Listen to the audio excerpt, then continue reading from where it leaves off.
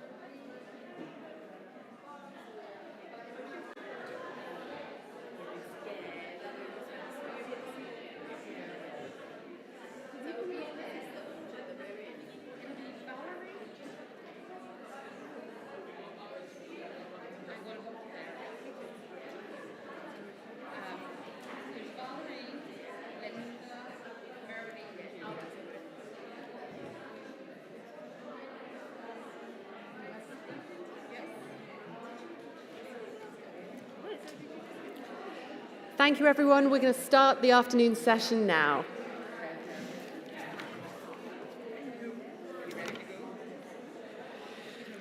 Right, so this afternoon we have 4 wonderful speakers who are all going to cover different aspects of the realities and the impacts of the sex industry. Thank you, audience. After we've heard from our speakers, we're going to have another Q&A. And again, the Slido is open if anybody wants to submit questions. I'll take as many questions as I can from the floor. And if you do want to enter a question, it's go to slido.com and enter Nordic Model 24. Just before our speakers start talking, though, we are going to show a short film. And I just want to repeat what I said at the beginning, which is that some of what you see in the film and probably some of what you hear from the speakers this afternoon will be quite graphic and potentially quite distressing. So if anybody feels like they want to leave at any time, any of the Nordic Model Now volunteers can help, or you can go and take a moment. So please don't feel like you can't head out if you need to. So I'm going to ask the tech team to start the short film, please.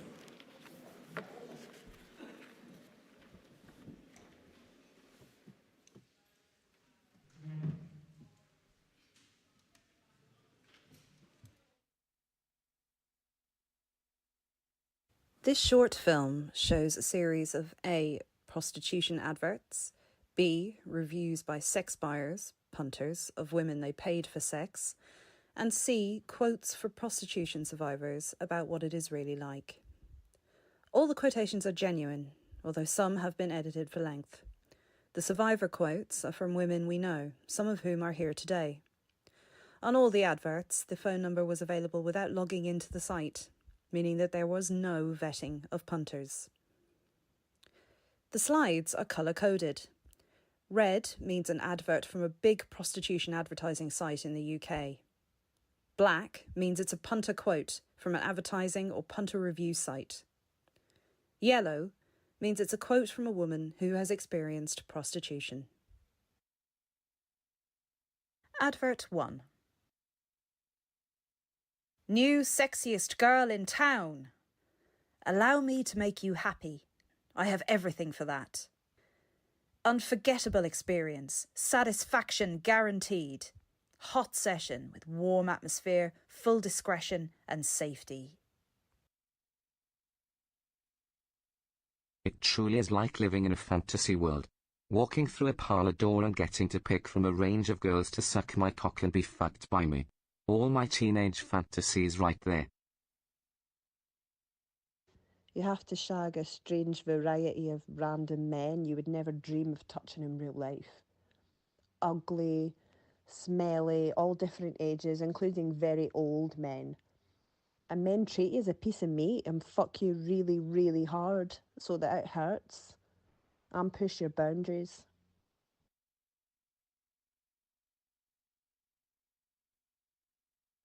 Advert 2. I am from Japan, just arrive, and ready to provide you with the best Asian escort and massage experience. Please call me.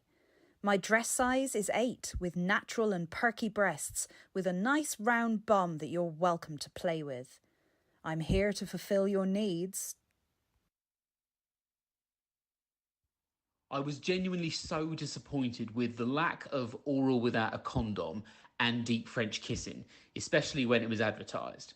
That ruined a big part of the experience for me. How the worker makes you feel, little hand strokes, etc., are more important than simply having sex with an absent, beautiful woman. I was 17 when I entered prostitution, and 18 months later when I was so depressed that I couldn't hold it in any longer, and one punter, who must have been showing a bit of kindness to me, I opened up to and told him how depressed I was, how much I hated being there, and cried. He listened, but then still wanted to get his money's worth afterwards.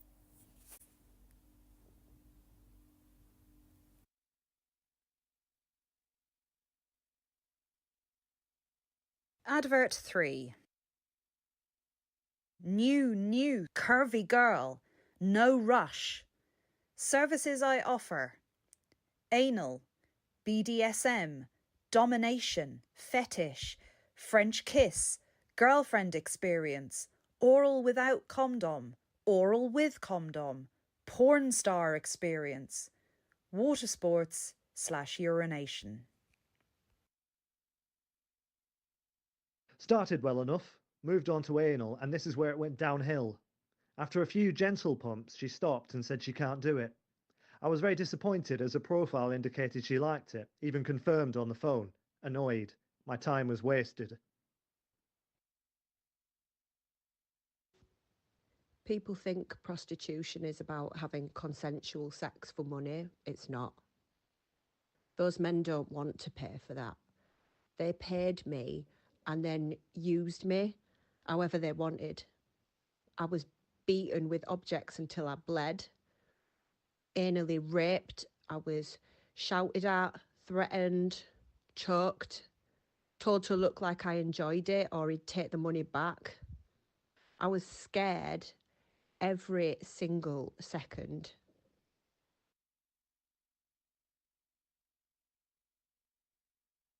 Advert 4. 30 years old. Independent girl, natural personality, cute and more. I am independent and 100% genuine. I would like to enjoy a wonderful time with nice gentlemen and would like to fulfill all your wishes. She put the requested uniform on before I arrived. It was an extra £30 to ejaculate on her face. Skillful tongue work during oral without. Took care of the balls too. Good suction power. Easily one of the best. But not the best girlfriend experience. She's more like a professional service provider, kind of distancing herself from clients.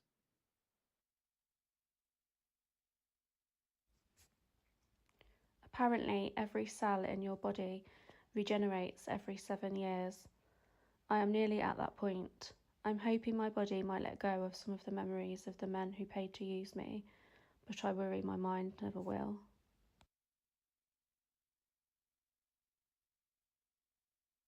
Advert 5.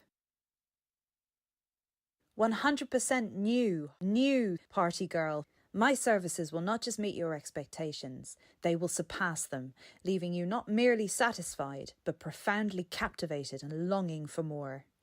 Every moment spent with me is more than fun, it is a sensual journey of exploration. She hadn't made an effort, showed little to no interest in kissing or holding, got me onto the bed and asked if I'd like a blowjob, I agreed, and she reached for a condom. I said I wanted oral without, as the advert said. She went on this massive rant about how men don't get screened and she does regularly, and basically totally killing the mood. I exited prostitution 23 years ago when I was 18, after 18 months in the sex industry. I still carry shame around it, struggle to talk about it, and still struggle to be around men. I've got PTSD.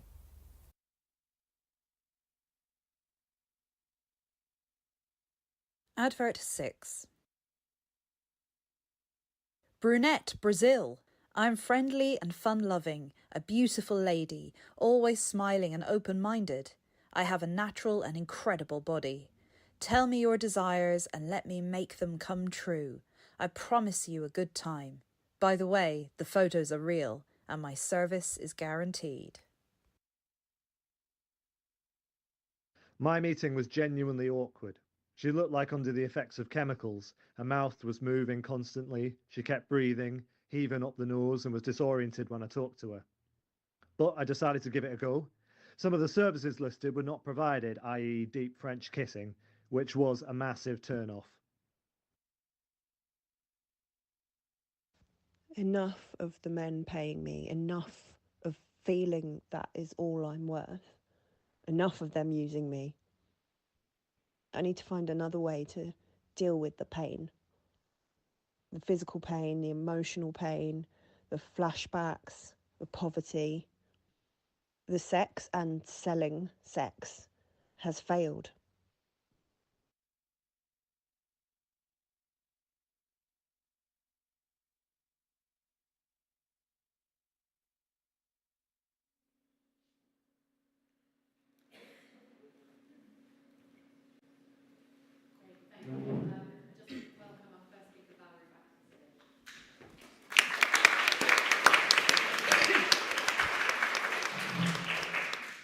I have 5 minutes with you to talk about this.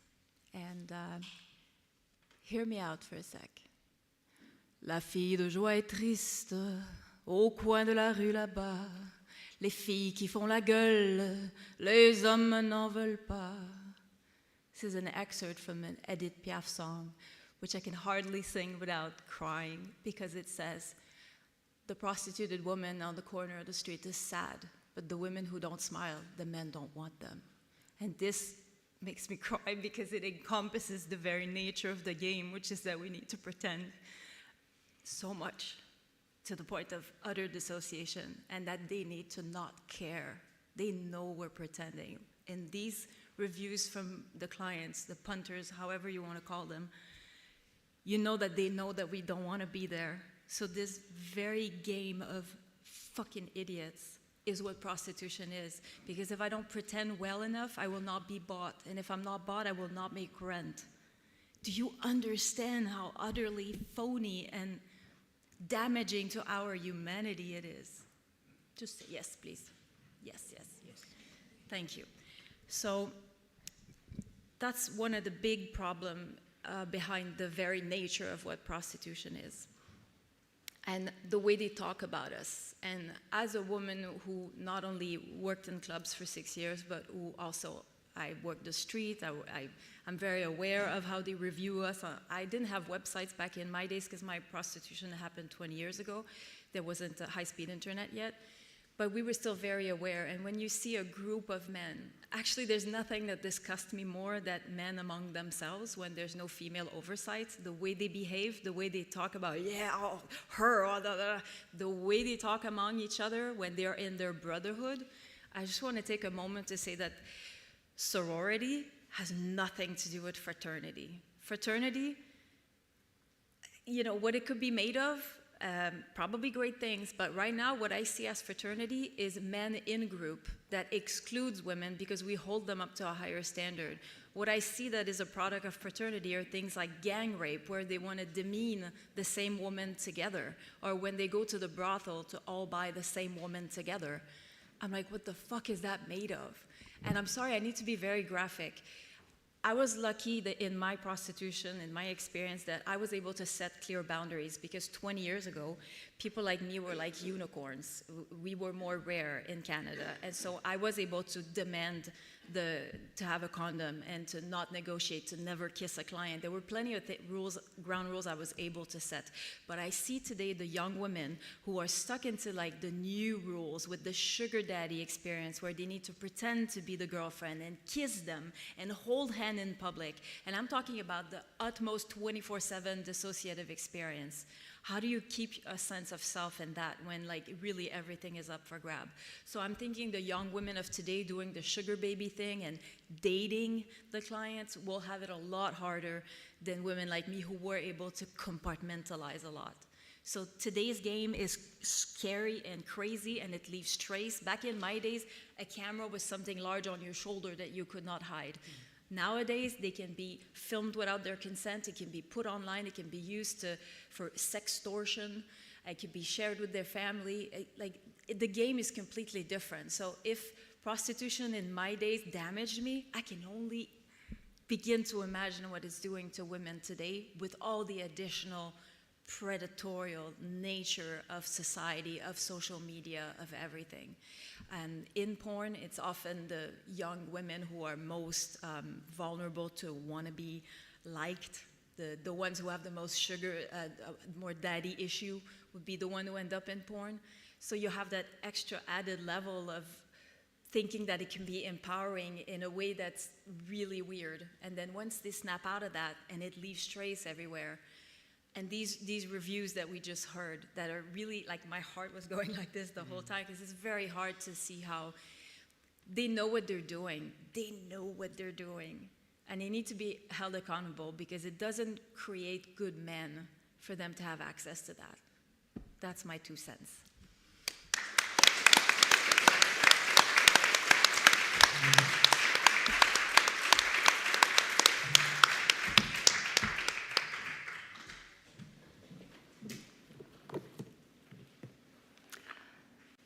I'll just get started. Is that okay, Valerie? So, good afternoon, everybody. How are you all? It's been an amazing day so far in this hall, and I hope it is for anybody at home that is watching the live streaming. It's an absolute privilege to be on this panel, and thank you to Nordic Model Now for inviting me. But let me tell you, normally I'm in the audience watching it, and that's a better place to be. I'm very nervous standing in front of you all today, but I feel incredibly privileged.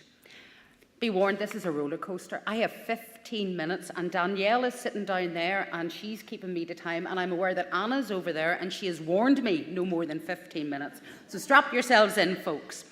My name is Linda Thompson, and for 16 years I've been a national coordinator for commercial sexual exploitation in Scotland. My whole work has been focused on supporting and promoting the idea of commercial sexual exploitation as a form of violence against women. I work for a really small charity. It's called the Women's Support Project. Some of you might know it. We're small but mighty. We have focused on work on commercial sexual exploitation for the past 40 years. And in fact, we turned 40 last year. And in our timeline that we developed, we really tried to show the work in Scotland that has happened over the past 40 years, where there's been huge changes in the lives and the realities of women involved in prostitution, moving from the street, primarily indoors and online.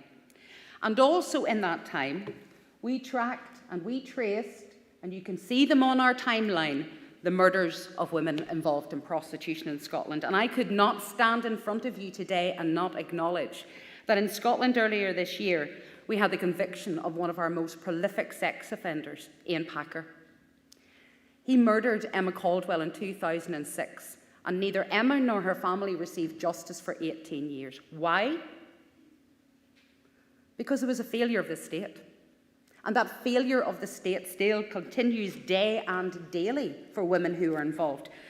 But before I start today, I was thinking on my way about my own journey of realisation about commercial sexual exploitation. I come from Belfast. Some of you might recognise the accent. And whenever I was in Belfast, I became aware of the sex industry. How? It was linked with commerce. Why was it linked with commerce? Because on a Thursday night in Belfast in the 80s and the 90s, we had late night shopping. One night in the week. One night in the week, The women went shopping in Marks and Spencer's, and the men went to car parks to read their papers. No, they weren't. They were trawling the streets for street prostitution.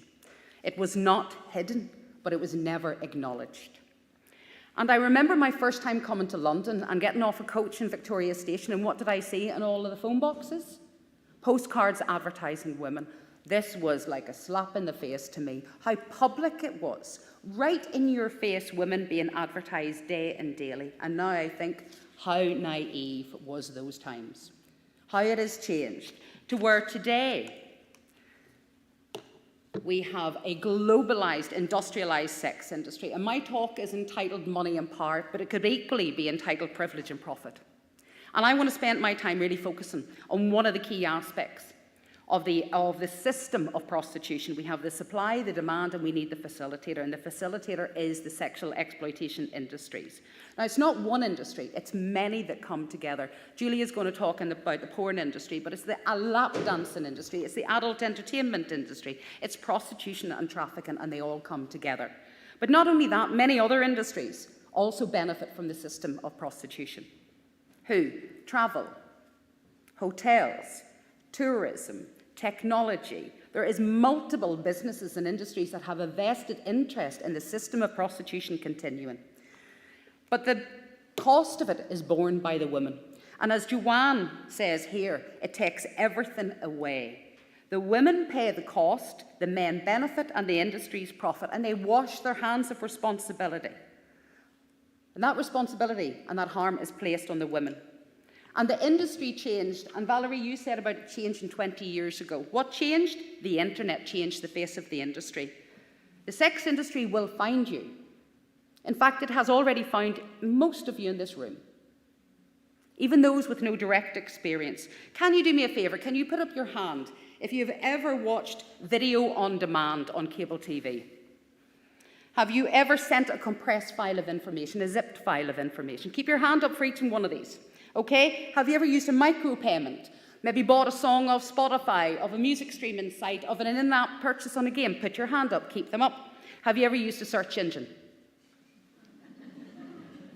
The sex industry found you, because it developed the technology to support its own industry and grow it and expand it.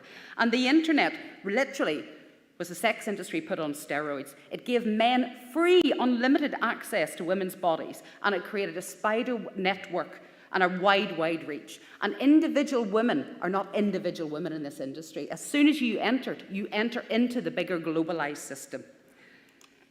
And it is global, and it is industrialized, and it is now a mass machine. The internet completely changed the concept, where men are entitled to and can have access, where consent can be bought. Women do have a price now. Our bodies are there as commodities and are merely a route to profit for others. And literally the internet handed the power of any power that women had in that industry, it was completely handed over at that point to profiteers. And we all know that sex industry is not in a vacuum. It exists in a world where we as women continue to have unequal access to economic resources and power. And what does that mean? Well, the sex industry reinforces that idea. And in fact, despite its claims of empowering women, it completely contradicts it. This industry needs inequality. It thrives on inequality. It would not exist without it. And this industry is built on the deep fissures of inequality that run through every aspect of women's lives in society. It sits at the absolute nexus between women's inequality and men's privilege. And despite what the industry says, this industry relies on vulnerable women. Research done by Marianne Hester in 2019 in the United Kingdom developed this bell curve. And we only have to look at who is involved in the sex industry and in the system of prostitution. And we can acknowledge that there may be some women located here for whom it may be a positive career. However, for those very minority of women who tend to come with privilege already, their experience do not negate the vast majority of women and girls and children who are located here and located here. That is a substantial proportion. So the small minority should not negate the impact on the rest. The vast majority of women are here because of constraints in their lives, because of systemic failures. They're there to survive. And we only have to look at who is represented to see the inequality. Women who are already at the margins, who have been made marginalised by our systems, by immigration, by our housing, by our finances, by absent fathers, experiences of abuse, experiences of homelessness. All of this creates women at risk. And when we have women at risk, the sex industry will find them. It wants women to be at the edges. Why? Because then it's easy to recruit, abuse, and exploit. And women don't choose prostitution. Prostitution chooses them. So this industry uses women and children and uses them in its ability to expand and grow. It is hugely profitable, and it will remain profitable. We only have to look at the scale and the amount of money that is involved. It is larger than the cocaine market, as big as the global PC market, and it has the same combined revenue of McDonald's, Netflix, and Walt Disney. It is adult entertainment. And I want to show this diagram that was developed. Julie and I used to do a lot of work together around pornography, and I signed up to the pornography industry journals. So they thought I was a pornographer. So I was able to read what they were saying about their business, about their industry. And as you can see here, back in 2009, they clearly predicted what was coming our way. They clearly predicted, and like in any industry, there will be a growth period, maturity, and then decline. So in 2009, it was about live streaming of women's abuse onto straight into our mobile phones, and they've achieved it.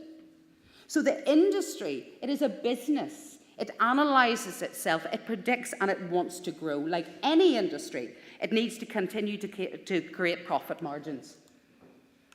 And you can see here, from the adult entertainment market, and what they predict is that by 2031, look at this figure, that the market value is going to be £267.3 billion. The rest of us are living with the impacts. I'm sorry, Danielle, is that 5 minutes gone or 5 minutes left? No, 5 minutes gone, you're telling me? Amazing, thank you.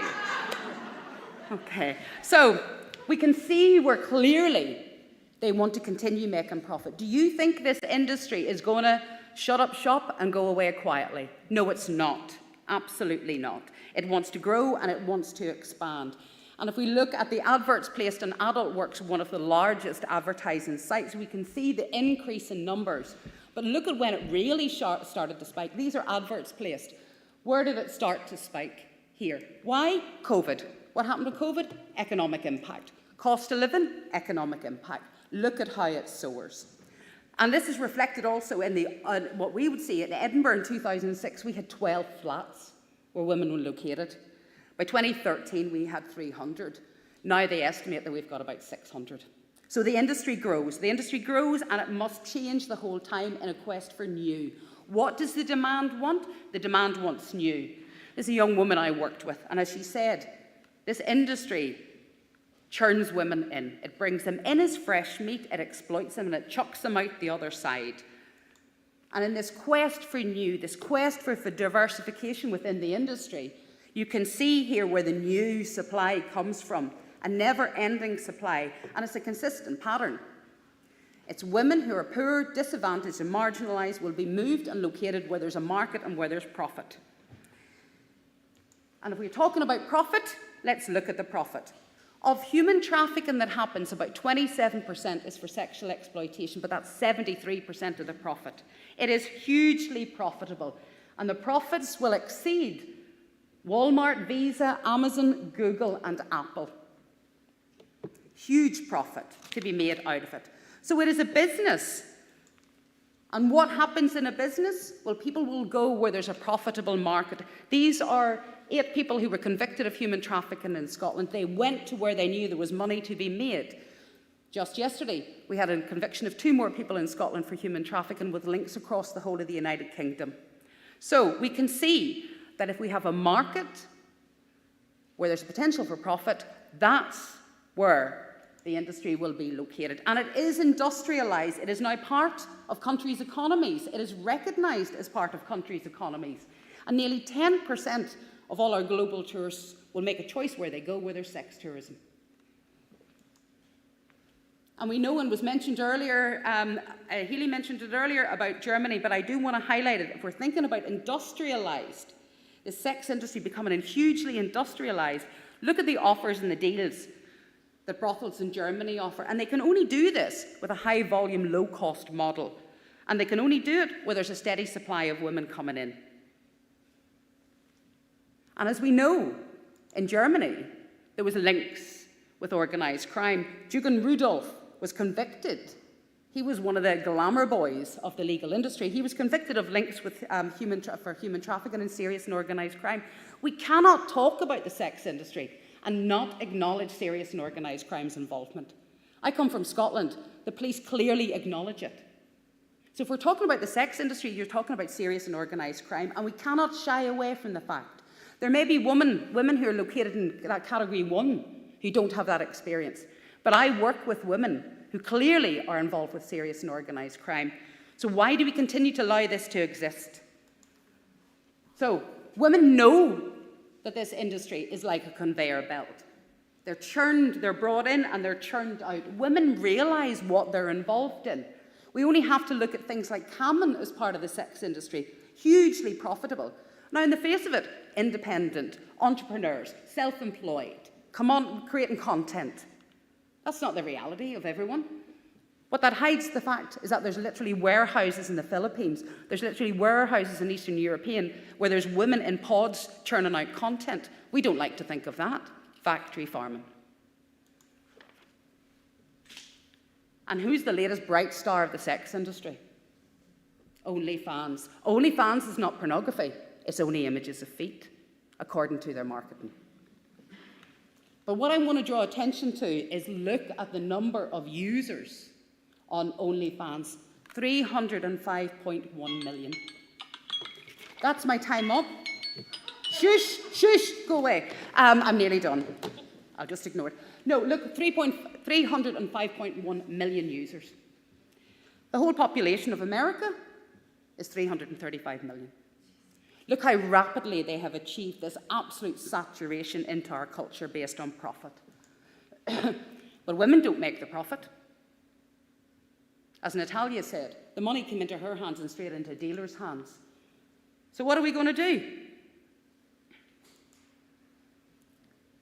Well, in the words of Barbie, if you're in government, you'd be disgusted. You should be ashamed that we have allowed this to continue. State-sanctioned abuse. We have allowed the sex industry to step in and replace our social security. We have allowed the sex industry to step in and be the means for women to survive. But what we don't do is continue to turn a blind eye. This is Kenny McCaskill, our former Justice Minister. So we don't turn a blind eye. We use legislation to deal with problems. We fight and we unite and we allow survivors to lead the movement, but we don't place the responsibility all on them. We focus on the harms and we shift it from individual women and we shift it into society and a public problem. This is an image taken by a trafficked woman in Scotland, what she wanted. We need to call out each and every individual aspect of this industry, that women shouldn't have to do that. Survivors should not have to do that always. We need to take on the fight. We need to challenge male entitlement and power. We need to expose the truth. Because if it's not good enough for your daughter or my daughter, whose daughter is it good enough for? Because if we don't fight, we're basically saying it's acceptable to have a class in which to be abused. So we reframe this as a human rights issue. This is a public health issue. It is no longer acceptable to have a market of women as commodities. And women's rights should always be greater than men's right to consume our bodies and for businesses to make profit and commodify us and our sexuality. Thank you.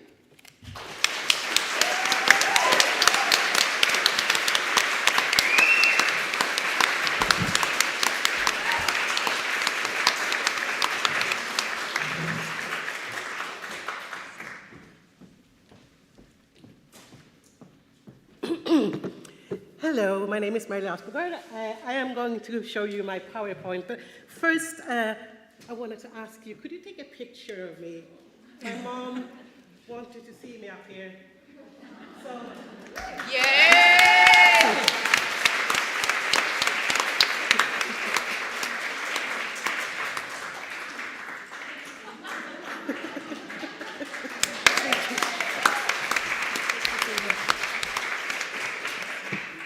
now, to work. I'm talking about the structures. I am myself a political scientist, and at heart a political scientist, so only on candidate level. So I wanted to see what kind of structures that held me back, held me in prostitution, kept me in silence, and continues today to create a violent foundation for women and girls in Sweden. Let's see here. So I've named this How the Patriarchy Embeds Misogynistic Violence in Societal Structures. I'm sorry about my English, it's not my first language. Again, I'm from Sweden. But let's begin. When I was 13, going on 14, I was coerced into prostitution by my cousin. At that picture, that first picture there, I am 12. The middle one, I am 17 or 16. I don't remember, genuinely. And the last one is just a couple of years ago. So, how to tell my story, to give you just a little bit of background. My cousin groomed, coerced me when I was a child. It took me 16 years to get out, during which time I got my degree. I knew all along that this was violence, this was ruining me. But as Valérie said, you had that moment where you had to defend it, especially when I was reaching the age of 18 and 19. I had to defend it. I had to say, no, this is my work. It's not work for everyone, but this is my work. The reason I was pimped, trafficked in Sweden, was because of financial gain. And this was, ironically now the year of 1999, the year that the law went into effect, the Nordic Model Law in Sweden, the sex buyers law. So I created this structure just to talk about the issue. So you have power at the top, perception, prevalence, and projection. What power does? I think that most of us can agree that power is legal power, political power, power and resources. That is very important when it comes to being in Sweden, having the Nordic model, because what I used to say, and which people used to be angry with me, but when you have legal power, like we did in 1999 when we did the law, it meant that me as a person, as a woman, I could go to the police station and say, I'm trafficked, I'm being sold, but I was not my own legal person. The crime was against the state, not me as a person. And not many people know that. But also, the power is not with the women, as you said. It's not women. So we have very limited power in resources, which also means that we lack representation.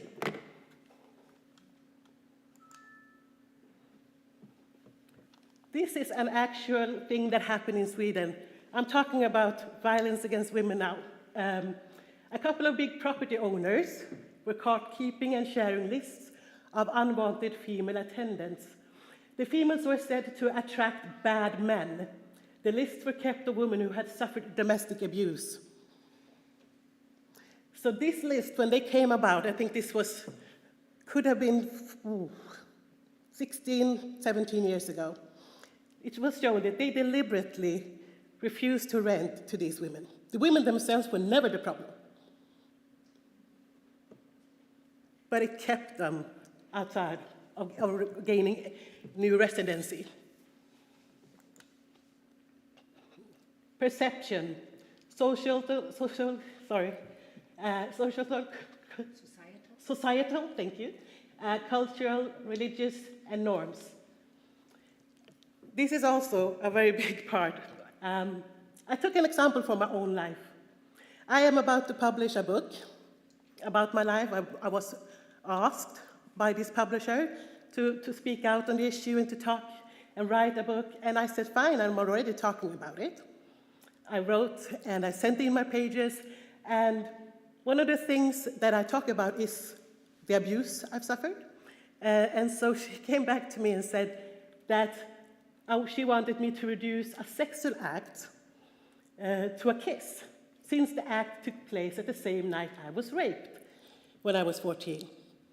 So not even a person that goes out of the way to say that they wanted to do talk about the issue, they want to humanize the survivors and make it so that everyone knows what we've been through, they are still part of the same system. This is slut-shaming at its best, but it's also silencing our experiences. If we're not good survivors, if we're not good women and girls, we are still being silenced. And then we have rinse and repeat prevalence. This is something that I could do, would want to talk about like forever, if I could, because the rinse and repeat when it comes to the misogynistic violence against women is so common that you become the one who is crazy if you point it out. By allowing misogyny to be one of the most common practices, it also pictures the ones who oppose it as the abnormal ones. We have this talk a lot in my community, in my group of people. So what I basically was saying is, if you can put out any movie made in the last 5 years, you wouldn't find as much racism. And if there were racism in it, it would be pointed out. But when it comes to hatred against women, it's not even pointed out anymore. It's so prevalent, so common, that we grow up, it's like air, saying that that doesn't have an effect on the way that we grew up, the way we associate and relate to another is bullshit. Projection. What we see is what we believe, and what we believe is what we scold and teach.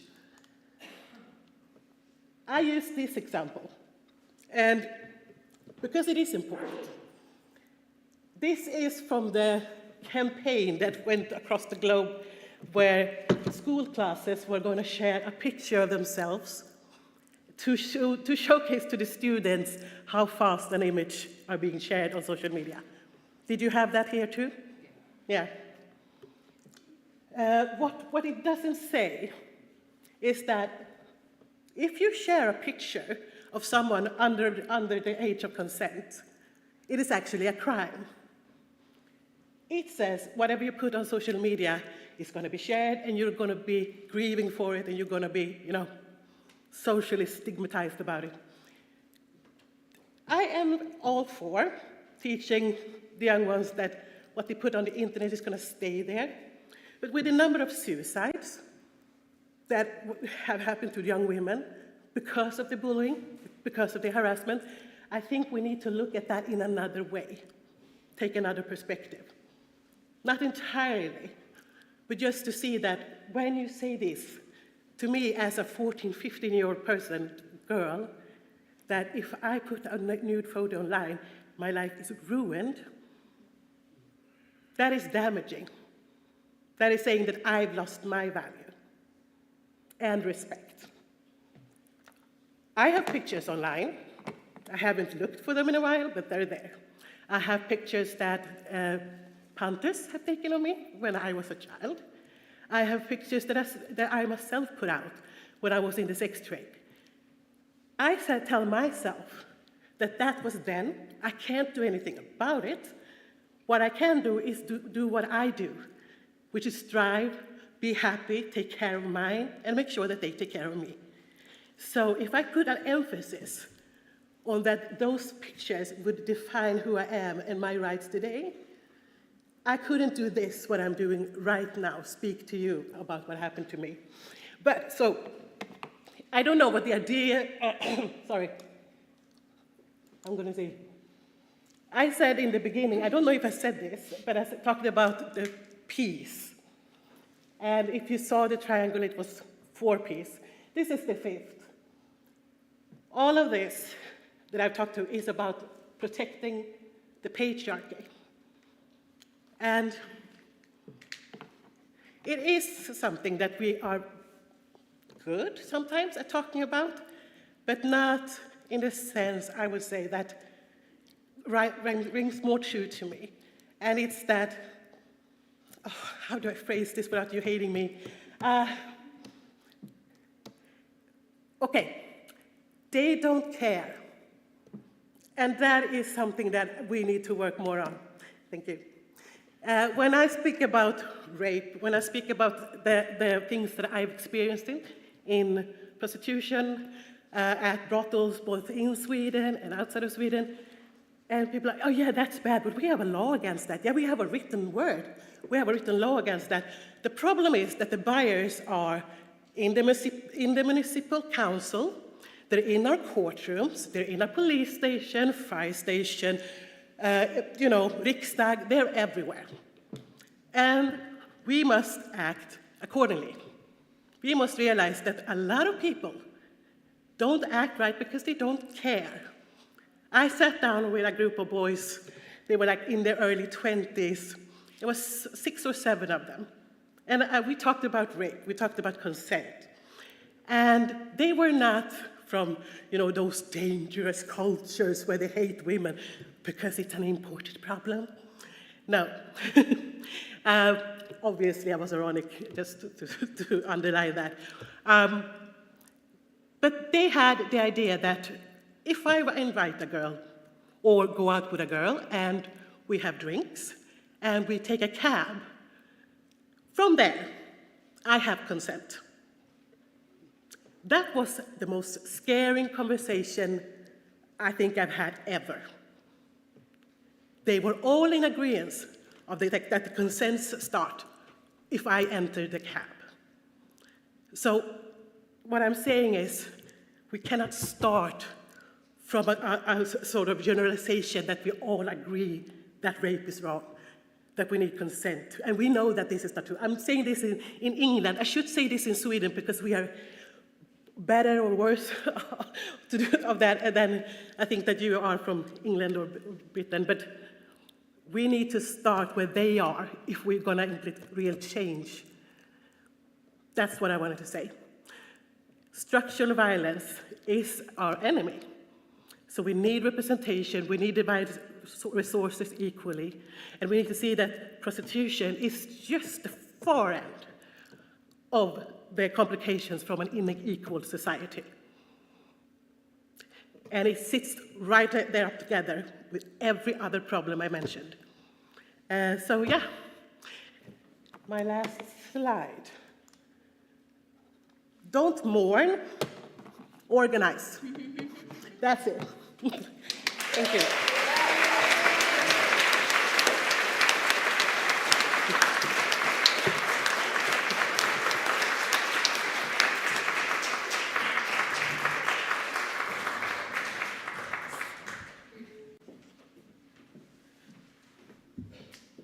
Oh, it's already got, that's clever. I thought I had to move it on, but it's already happened. Oh, so you can see it here and there. Very good. Good afternoon, everyone. Thank you so much, panelists. I feel like you've made my job quite easy coming in at the end because you've basically said it all already. My name's Julia Long. I'm here going to be speaking about I haven't got a huge amount of time, but some aspects of pornification. And when I was talking about this a few months ago now with Anna, we thought it would be a good idea to try and show something about the reach of the sexual exploitation industries of pornography and how it is shaping shaping all kinds of aspects of our society, our lives, in all kinds of ways. So I'm just going to try and make a bit of a gesture towards that in the time that I've got. I do want to say a big thank you to Anna. You can't see anything up here, can you? It's very bright. But thank you so much. I've known Anna for a long time now, and I have to say I'm full of admiration for the way that she's absolutely so committed and keeps going and organises not just these fantastic events, but so much else in terms of lobbying for the Nordic model and against the sex industry. And it is really heartening to see the younger generation that I know that she's been really instrumental in bringing along. So anyway, I better shut up because I'm going to be. You're going to tell me 5 minutes into it. Okay, that's 2 minutes gone already. Okay, so. I'm going to start off with this picture. Obviously, the term pornification, it was started being used, I guess, maybe around 15 years ago, maybe even 20 years ago, this term pornification started to become, you saw it in the media, in academic writings. There was an absolutely dreadful conference that Linda and I went to called Pornified, remember? So that's about 10, 15 years ago now. So that became, it became a term to use to give a name to what we were seeing in the culture in terms of the mainstreaming, the becoming mainstream of the kind of norms and values and practices of the porn industry. So why am I starting with this painting that probably a lot of us will recognise from the, whenever it was, middle of the 19th century, I think. So it's quite a famous painting, Déjeuner sur l'herbe, and I'm going to tell you why in a minute, why I've chosen to look at it. But I think if we look at it, we don't have to be, great students of semiotics or, art history to see that when we look at that painting, I think we can all agree we see some kind of relationship of inequality, don't we, between the men who are basically clothed there. You only really see the faces and the hand of one of them, totally clothed. One of them seems to be in some kind of conversation with the other one. And then we see this completely naked woman here and another woman sort of semi-naked bathing over there. I think it's quite funny. It's called Déjeuner sur l'herbe, like lunch on the grass. No, any picnic I've been to doesn't involve immediately taking your clothes off, unless you're at Hampstead Women's Pond, maybe. There's certainly, in the past there weren't any men's prying eyes there. It could be a different story now. But anyway, they don't really seem to be eating much. It seems to be very much about depicting what looks to me, and I think we probably all agree, is some kind of situation of prostitution. There's men, if you had to say, like, who's got power there, it's not going to be that woman who's completely naked, is it? So anyway, why have I included that picture? Well, I've included it because I've been a bit obsessed with this next image that I saw a couple of years ago, and it just brought this painting to mind. And this was on just a very regular terrestrial television, BBC late-night chat show that I happened to turn on the TV, I don't know, it was quite late on a Friday evening, maybe about 11 o'clock, something like that. And I don't know, maybe I'm getting a bit naive in my old age. I do think I have seen, quite a few things that would militate against me really being that naive. But I have to say, I was really taken aback at what I saw on that chat show. And to me, this quite replicates that visual image of power relations and actually a reference to, I would say, a relationship of prostitution that you see in that painting from like whatever 200 years before, because we see, and can I just point out, I'm absolutely not criticising the individual woman there that I'm going to be talking about, but obviously she's got a whole, as all these Hollywood stars have, they've got a whole industry of image makers and whatever, sponsorship and deals that are dressing them. And so it's very much about this industry that is putting women forward to speak in the public domain, basically in a state of undress, that puts them at a very, very unequal relationship of participation compared to the men, because we can see here again the men, you see their faces and hands, that's basically it. And the woman here to the left of the picture is basically wearing, looks like underwear and a transparent top, and actually her trousers were transparent as well. And then the other woman is wearing a dress that is, she's more clothed, but obviously her legs are bare, as is very common in terms of women newsreaders or whatever. There has to be an element of flesh that's revealed. And what I couldn't get over was when you see this this replication of those power relationships, which I think absolutely comes from a prostitution relationship, is that we're not supposed to notice that they all sat on this sofa and chatted and told all their anecdotes, the whole sort of chat show formula, as if it was perfectly normal for one of them there to be dressed in basically underwear and for the others to be fully clothed. So what is that? What is that saying? What is that communicating? And where is it coming from? And this certainly isn't a particularly, it's not unique by any stretch.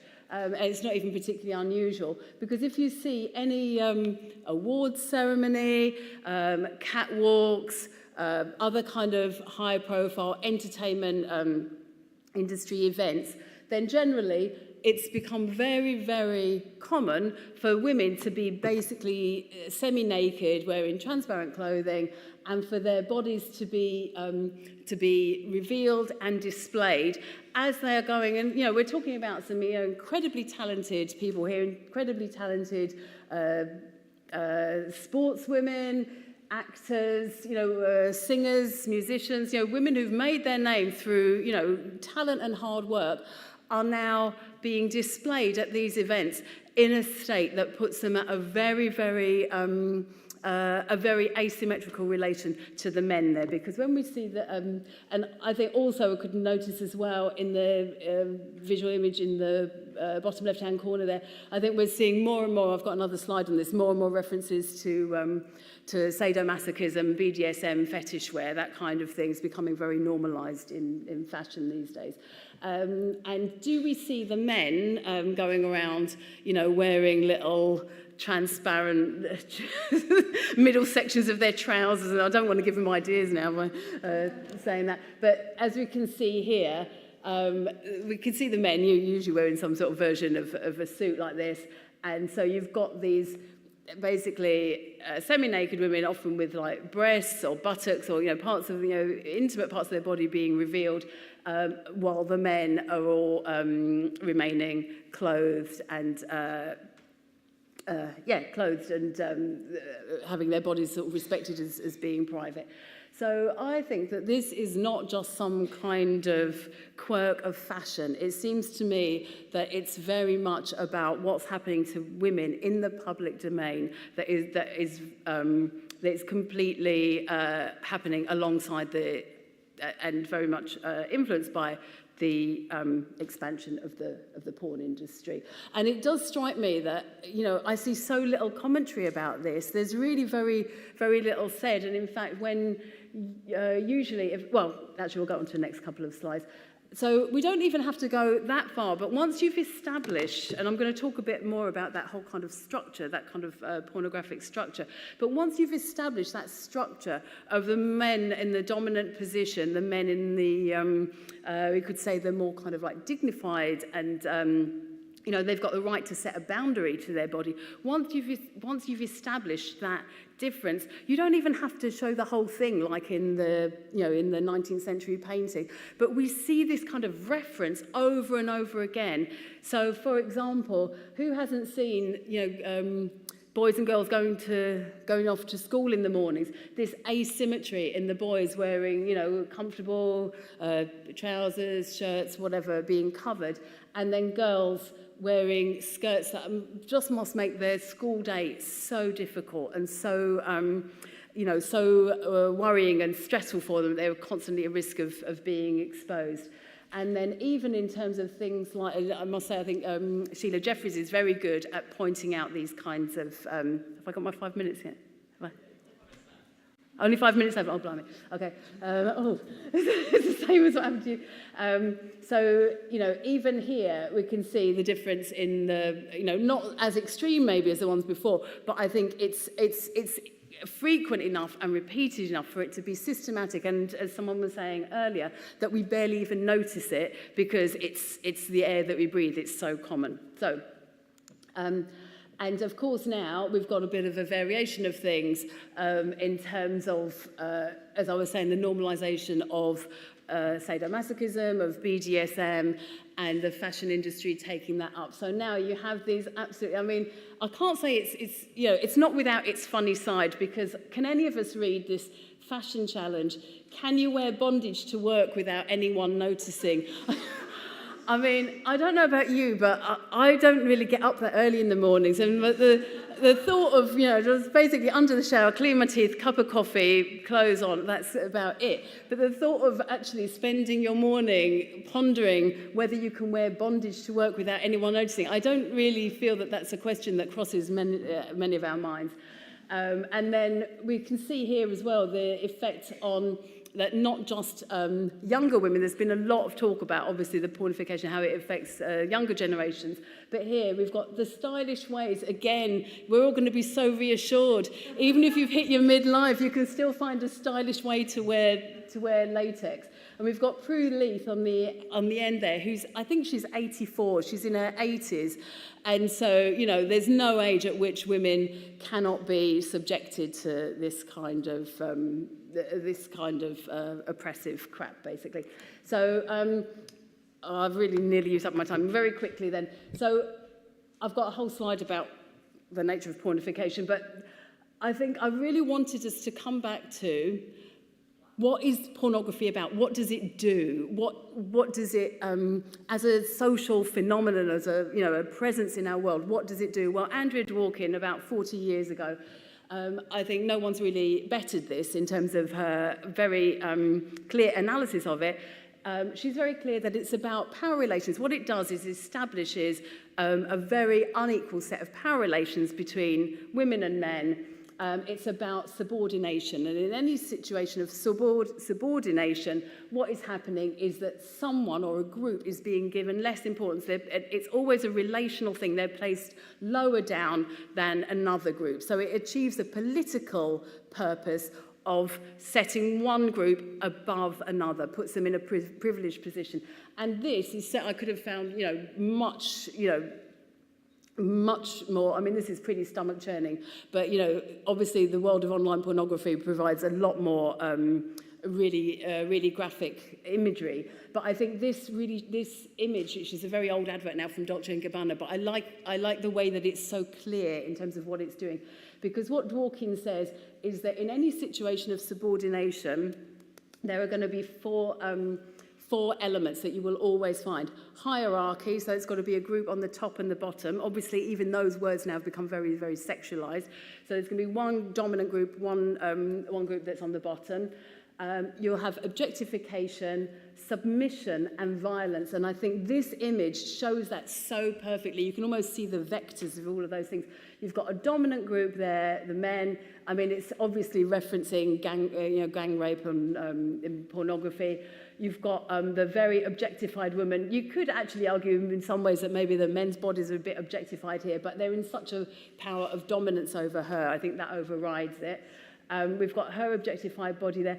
Now, I think this issue of submission, I think she's not suggesting that women are happy with it, but as you were saying earlier, they've got to look as though they're happy with it. They've got to look as though they're kind of going along with it.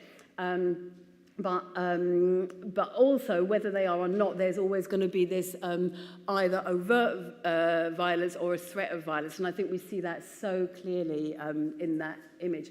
So when we talk about pornification, we're talking about the normalization of this relentless subordination, images and references of subordination. So when we see those kinds of images that I was showing before, that's what we're seeing. It's very much, it's a political problem in terms of power relations. It's not about all the usual kinds of things of choice or pleasure or any of that. It's very much about the political domination. Am I 1 minute? Okay. Okay, so I'm going to have to just skip that slide that was basically outlining some of the trends of pornification, but I think Linda did such a good job of that earlier. And just quickly to reference then, alongside of all of that, these things that we're not supposed to notice, like one woman basically being half naked on a panel with all the men wearing their, being fully clothed. Alongside of that, on a kind of almost a weekly basis, don't we see these reports over and over and over again? And each one is supposed to be this new revelation, but we know that it's so endemic. The harassment, sexual abuse in McDonald's, in sport, in surgeons, female surgeons being sexually assaulted while operating. These are just a few that I picked out of, pretty much off the top of my head. But this is all going along alongside this kind of visual culture that we're seeing. So I'll skip that one. So I just want to go back, finish maybe. I had a couple of more quotes, but I'll just have to finish on this one. This was from my research that I did, which was, again, it's about 15 years ago now, when I was interviewing women who were involved in anti-porn activism at the time. And I've quoted this first one. This wasn't her actual name, but a name that I gave her to maintain her anonymity. And she's talking about lads mags here. Which we don't really see so much now, but obviously it's all, because it's all online or it's interactive and all this. But she says that she went through a time, she said, if I was in a news agent, I'd start flicking through these men's magazines, and I went through a stage where I was crying when I saw that stuff, because it was just so heartbreaking to me, because it just makes me feel disgusting. It makes me feel like nothing. It is just page after page of hatred. And then Cheryl below, I won't read the whole quote out, but these were very illustrative quotes of the kinds of things that the women that I interviewed were saying to me. She said, when she saw a copy of The Sun, she said, I've been insulted. My sex has been kind of made less. So whether we've got this kind of, access to Andrea Dworkin's analysis or whatever, I think the following quotes that I haven't got time to read out indicate similar kinds of things. This experience of being diminished and made less. And obviously this is being played out in very real ways in terms of the kind of sexual practices that women are being subjected to now in terms of strangulation, choking and anal sex as well, all of these in very, very, very literal ways. So anyway, that was just a bit of a gallop through, but hopefully I've begun to make some connections between what we're seeing in the culture, the prevalence of sexual violence, and obviously an industry that everyone else has very ably demonstrated that is a hugely profitable industry. Thank you.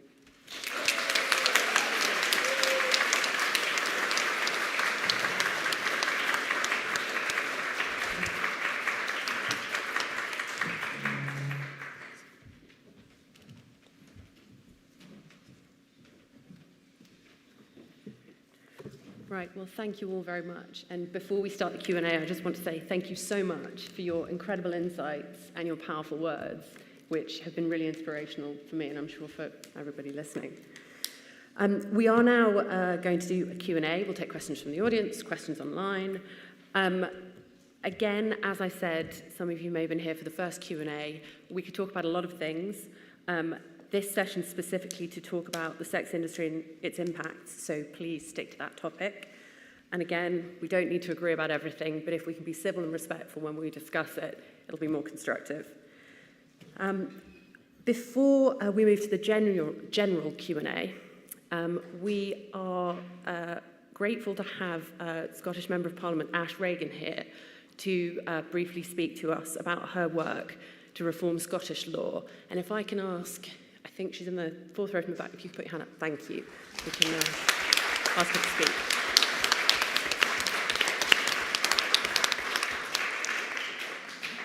Thank you. I'm just conscious I've got my back to some people, but yes, my name's Ash Regan. I'm a member of the Scottish Parliament.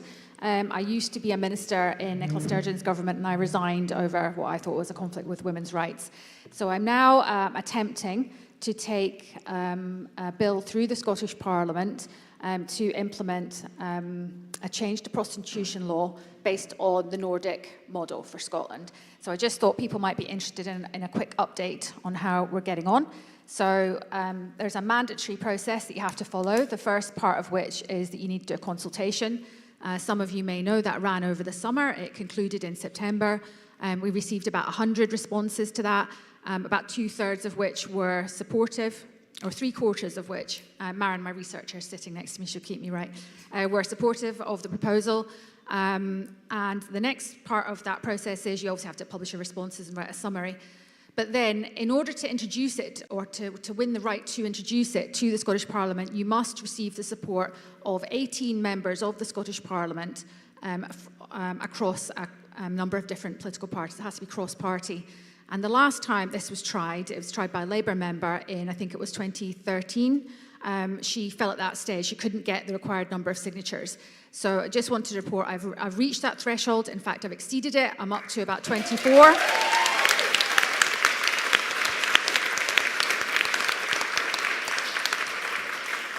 So that's a very good start. So that means I have the right now to introduce this. I've got the draft bill. Obviously, the largest group in the Parliament is the Scottish National Party. I'm in discussions with them about letting their members support me, to vote for it, because I'll need 65 votes to get a majority once it gets to that stage. We're hopeful that we'll introduce it towards the end of the year, and then it will go through 3 stages in the Scottish Parliament, at which time it could be amended, and hopefully it will be voted through at stage 3. So I'm very hopeful. I mean, there's a lot of work to do, but I am hopeful that this time we will get it through the Scottish Parliament. Thanks.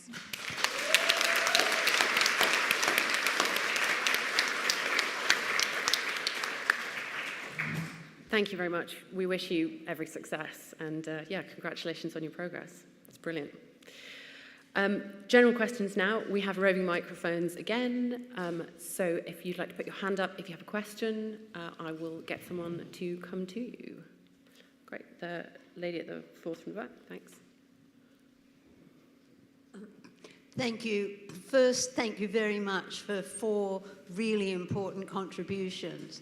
But may I just make one comment about this issue of our not being regarded as human, and then ask a question about grooming. I've just finished reading The Lasting Harm by Lucia Osborne Crowley on the Ghislaine Maxwell trial. And if you're brave enough, read it, because what comes out of that so clearly is that the men involved in that, Alan Dershowitz, Bill Gates, Bill Clinton, Robert DaCosta, who was the Labour Minister, Secretary in Trump's first administration, Donald Trump, they see us as not equal to them. And when Epstein died, when he went first on trial in 2007, the charges were reduced to procuring. Those girls of 13, 14, 15 were produced in court as if they were prostituted women. That is, women allegedly consenting to be prostituted. And it was Robert DaCosta, Trump's Labour Secretary later, who organised that plea bargain. Now, when he went on trial the second time and died, about which huge questions need to be asked, all those men, Trump, Clinton, Gates, etc., believed it would all go away. And when it didn't go away, who did they pick on? Ghislaine Maxwell. She was rightly convicted, there's no question. But as is said in that book, it was a show trial to get rid of the problem. And the problem is those powerful men who use those little girls as if they didn't matter. And every one of us does not matter to those men in power. That's what comes through clearly in The Lasting Harm by Lucia Osborne Crowley. And now my question about grooming. I'm asking all of you, every single woman in this room and the man, never to use that word grooming again. In this country, it's said that grooming is now a crime. It's not. In the law, what it is that if somebody quote-unquote grooms and then they contact the person in person, that's what the crime is. And you know why? It's because grooming is produced as if it's the precursor to a crime, as if it's the precursor to harm. It's not. It actually is hurt. It actually is a crime. It actually needs to be recognised in that way. So stop using that term. Use predatory hurt, predatory harm, predatory breach of trust, or predatory abuse of trust, because that is what it is. I end by saying, don't use grooming. Grooming operates as if we are talking about something that is a precursor to harm.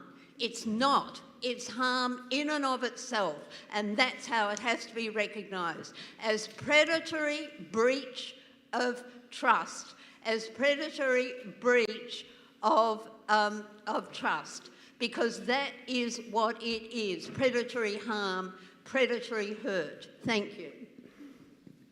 Thank you very much. I really appreciate your contribution. If I could ask people to keep their comments, questions as short as possible so as many people as possible can speak. I don't know if any of the panel would like to talk to this idea of men disregarding the humanity of women, which was, I think, the first part of the question, and that being the way in which they facilitate their harm. I guess I'll go and I'll say that I had never thought about it this way, and since I care very much about the terms and the words we use to describe reality, I will have a serious thought about it. It's an interesting concept. The same way that in French we refused more and more to talk about sexual abuse, because abuse seems to say it's on a continuum where you went overboard a little bit, so we try to say sexual aggression. So in French, I mean. So yeah, words matter, and I'm definitely gonna have a thought about that. I think grooming is something that was done to me, but I also recognize how, yeah, it wasn't just a precursor. In and of itself, it was a violence. It was a failure, for example, of my father to protect me from the depraved sexuality of the adult world. So yes, it was violence. Melly, did you want to say? Thank you. We actually had a case in Sweden that I'm very proud of to talk about, where a rapist was convicted without ever meeting the rape victim. That was a rape that occurred online, where he was sexually assaulting a young girl over the internet. I'm not going to die on the hill of using the word grooming, but in my case, grooming was much more than sexual in the beginning, and it was about giving me gifts, making me feel like I was important, but I was still in debt to this person. It was a bigger word. So I'm not going to die on the hill, but grooming has a wider importance, I think. Great, thank you. Do you have any more questions from the audience? Sorry, Dina, go for it. I can't see. Who's the one who spoke? Yeah, it's really hard when you can't see, isn't it? Because you want to be able to talk to someone. But well, you said about men not seeing women's humanity. What can I say? I mean, what a revelation! I'm sure everyone's shocked that such a thing could even be possible. But I would say pretty much the whole of the history of politics and literature and art and culture and social sciences and everything else probably pretty much supports that observation. And I think I really appreciate what you were saying. I can't see which is. I think. Yeah.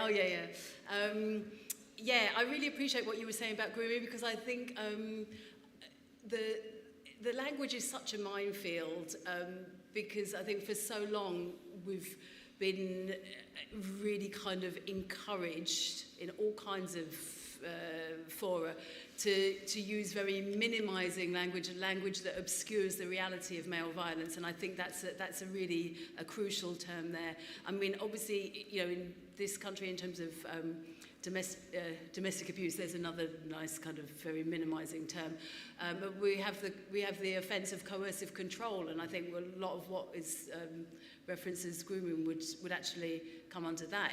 It's about controlling another person, and you know, with the threat of force and violence behind it as well. So yeah, I completely agree. But I think it's part of a much wider vocabulary of minimising and very euphemistic language that serves to obscure more than it actually reveals. Thanks all. Do we have another question from the audience? Was that a stretch? got a little excited there. The lady with the blonde hair on the end, please. Thank you. Thank you, everybody. All of what you've said is a lot to absorb. Valerie, if I may, right at the beginning of the sessions today, you mentioned a phrase, internalised misogyny, and I am really intrigued to hear a little bit more about that, and thinking particularly how, as women, sometimes we can hold that, and certainly in the pro-sex camp, the sex work camp, that can be women who are also campaigning with, and I'd not heard that term before, and that seemed to hit on something that I thought, yes, that's it. Just how we speak into that, and kind of call that out and recognise that. Is there? I'd love any thoughts on that. I'll try. So when we considered the generic neutral as male, we put up those qualities as the higher thing to live up to. And when women are proud to be one of the boys and to identify with the masculine quality, when you say that it is a masculine quality, I want to live in a world where skirt doesn't mean female and strength and builder doesn't mean male. Like I want to abolish gender, really, like thoroughly.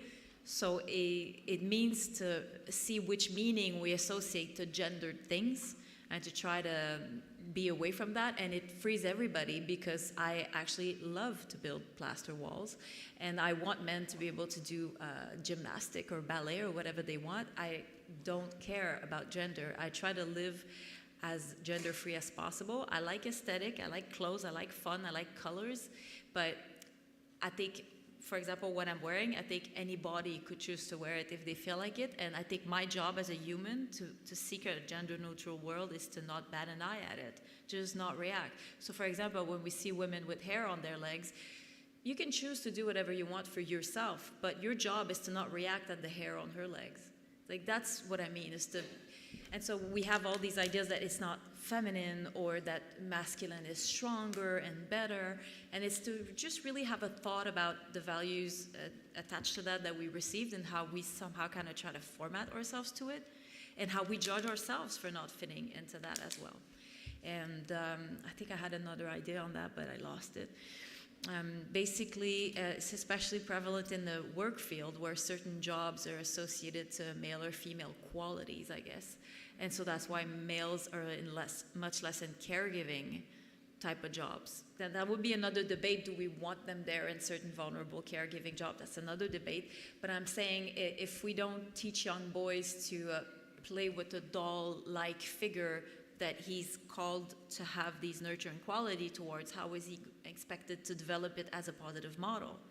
And, you know, I love Legos because it's the best gender-neutral game in the world. And I think everybody should be able to be any kind of man or woman that they want. And so basically, I don't even really use like masculine or feminine to describe things. I think outside of the reality, strength and limitations of our bodies, there's nothing else. The rest is all gender, and gender is bullshit to me. So, so that's what I mean, is to unpack that as the process, and to decide to allow yourself to be whatever kind of woman you want. And that means to allow other people to be whatever kind of men and women they want as well. I suppose I've maybe got an observation. Thank you, Valerie. I think for me, part of internalized misogyny and what I've heard from women in relation to other women involved, it's very easy with internalized misogyny to other women who are involved in selling sex. Somehow it becomes about them. Exactly. And it's a default in them, or there's something about them as individuals. Without then, it lets us off without that analysis and that critique and that critical analysis. So it's, and I'll give an example. I was recently doing an education session in a college, and I was expecting a reaction, but I got a reaction I got was not what I expected, to be honest. And it was young women who were so judgmental of women who were involved in prostitution, not in OnlyFans, but in prostitution. And a lot of them were saying, but I would never do that. And it was like, well, why not you? Why would you never? And they're like, well, I just wouldn't.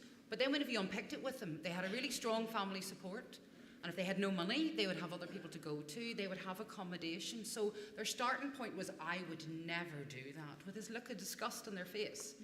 But actually, they would never do it because they're never faced with that reality, or they don't imagine that they're going to be faced with it. So I think a lot of internalized misogyny means that we can other women very easily. And that also it means then that whenever women support this industry, as you were saying, kind of be one of the boys idea, whenever they support it, then that's what's used to defend the whole industry. Oh, but some women say it's really good. Some women, and I'm not even talking about women who are involved, I'm talking about the allies. So some women say it's really great, women say it's really empowering, so somehow these other women also are then used to undermine and undermine and kind of negate everything else. So I think it runs through in many different ways, but I suppose my reflection is that with internalized misogyny, then some women are always othered. And even within the sex industries, there's very much a class system that runs. And I've seen a really great debate happen amongst women online recently who are all involved in selling sex, and we need to start calling this out.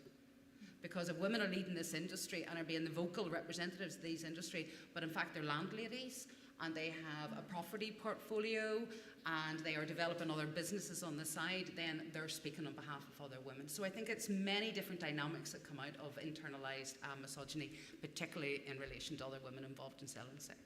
Yeah, she said it better than me, and really what we're both saying is that it keeps you from accessing sorority. If you have that in you, then you otherify a certain class of women. And there are housewives who enjoy the fact that there is a class of women relegated to prostitution because it frees them from the sexual labor. And that is misogynic as can be. So. And also that we keep women in such a higher standard, much higher than we keep men. That's also internal. True. Misogyny. And I must say that this bothers me a little bit, so I'm going to address it. It bothers me that we keep women at such a high standard that using the word grooming, sorry, I'm stuck with it, and making Valérie sit and apologize for using that while telling her story, that was not right in my book. I think that was hard to watch. But that is internal misogyny for me too. We have, built us up so high that when we make the slightest mistake, we just come tumbling down, never to rise again.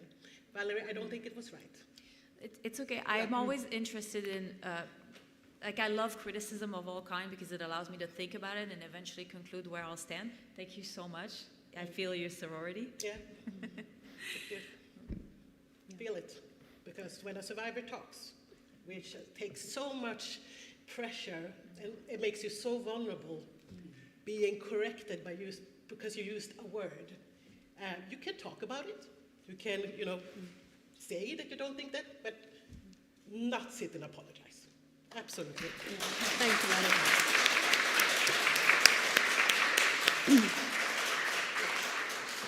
I agree, Melly, and I admire, Valérie, your generosity of spirit where you say you're always open to discussing terms and how we talk about things, and I think it's great that we can do that, but again, you can use your words for your experience. Thank you. I'm going to add that even myself, I'm not perfectly decolonized about internalized misogyny because I will hold the role of mother to a higher standard than what I expect of fathers. So that's one place where I still have work to do.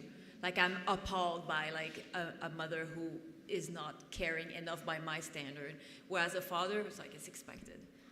So that's not okay. I'm working on that. I think we have time for one more quick question. If anybody does have a quick question, there's someone with a hand high up at the back who is completely invisible to me. Hi, everyone. When people talk about equality, why do we have to prove we are equal to men or request our rights to be treated as women or humans? I believe in practical solutions, building and empowering rather than justifying, proving, or fighting. I believe we should empower women by teaching them their God-given rights and support them, not only to come out from toxic and dangerous environments, but actually help them to plan a safe and prosperous future where we can teach them how to make their dreams come true and how to live by the nature that we are born with, to nurture for future generations and inspire a healthy lifestyle. Also, if I have your permission to read the... If you could just keep it very brief, we'd be really grateful. We are coming to the end. If you have a question. I'll just pass it on and you can read it out at the end of the session if you wish. Okay, thank you very much. Thank you.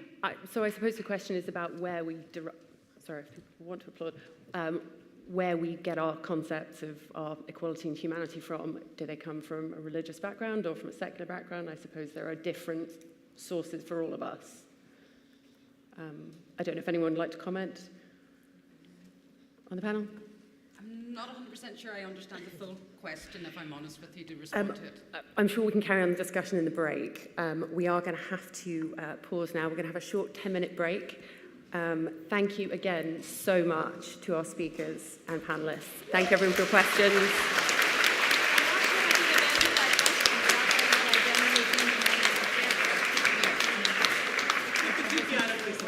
We will be back in 10 minutes at 20 past.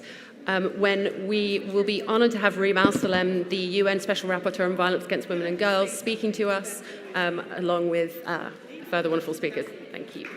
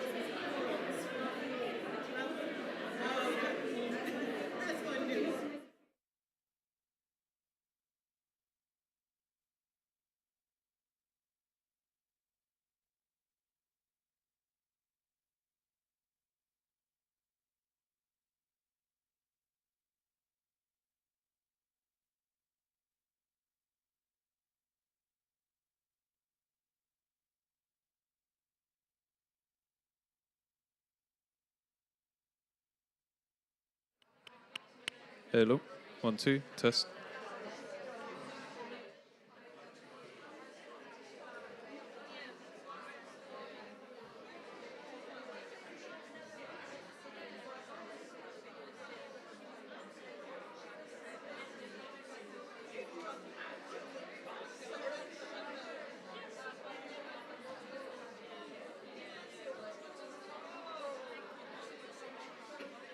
Hello. I can hear you loud and clear. Am I coming through okay? Excellent.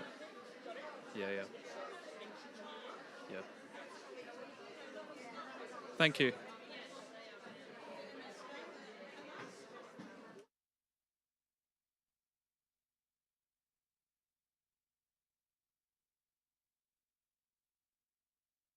Hello, stream test. 1, 2.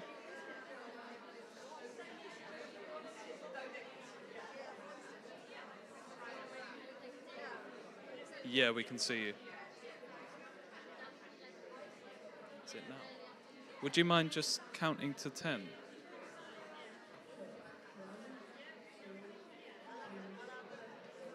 Okay, thank you. 1 sec, we're just troubleshooting some audio.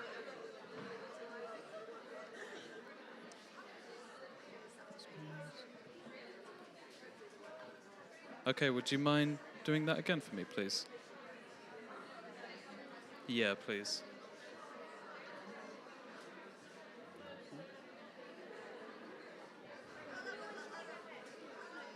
Okay, thank you. I might ask you again in a minute if that's okay. Sorry about this.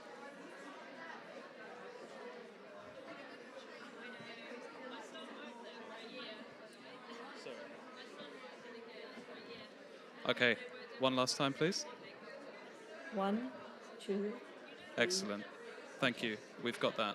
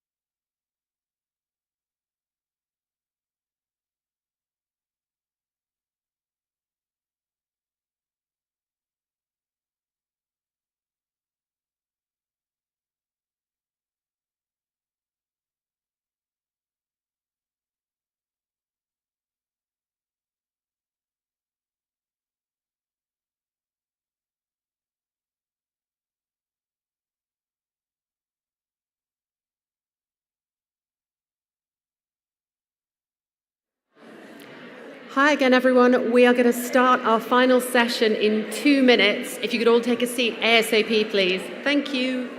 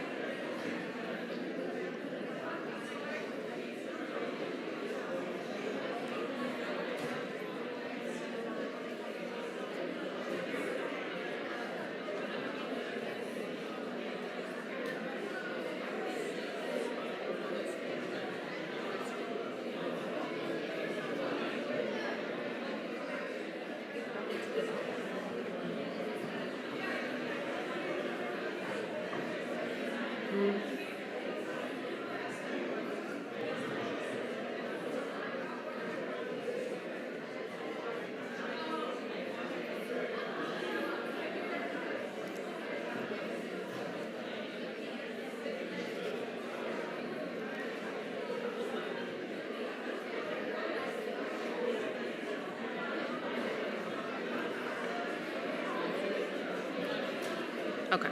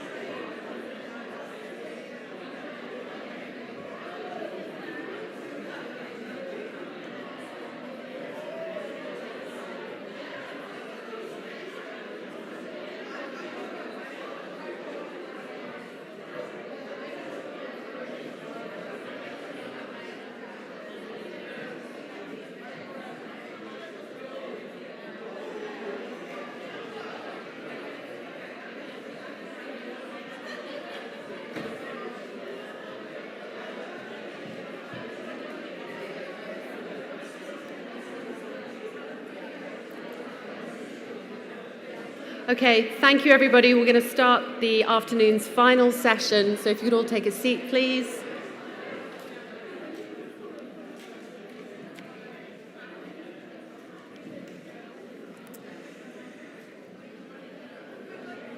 Right, so I would like to welcome one of our final speakers, Kelly Ziemba, to the stage. After Kelly's spoken, then we'll also be hearing from Reem Al-Salem, as I said, and there'll be a Q&A. But first of all, will you please join me in welcoming Kelly?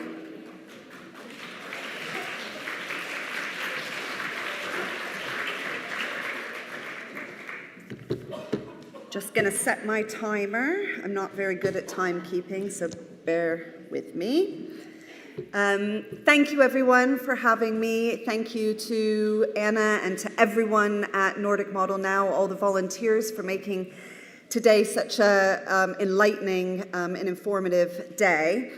I'm going to speak for a few minutes before our final guest, and I find myself in a really difficult position going after that amazing panel that I've just heard speaking, and before we hear from Reem next. But I just wanted to speak a bit and try and sum up some of my key learning points from today on this kind of question, why we're all here, of is it a private matter or a public crisis, that is, women for sale.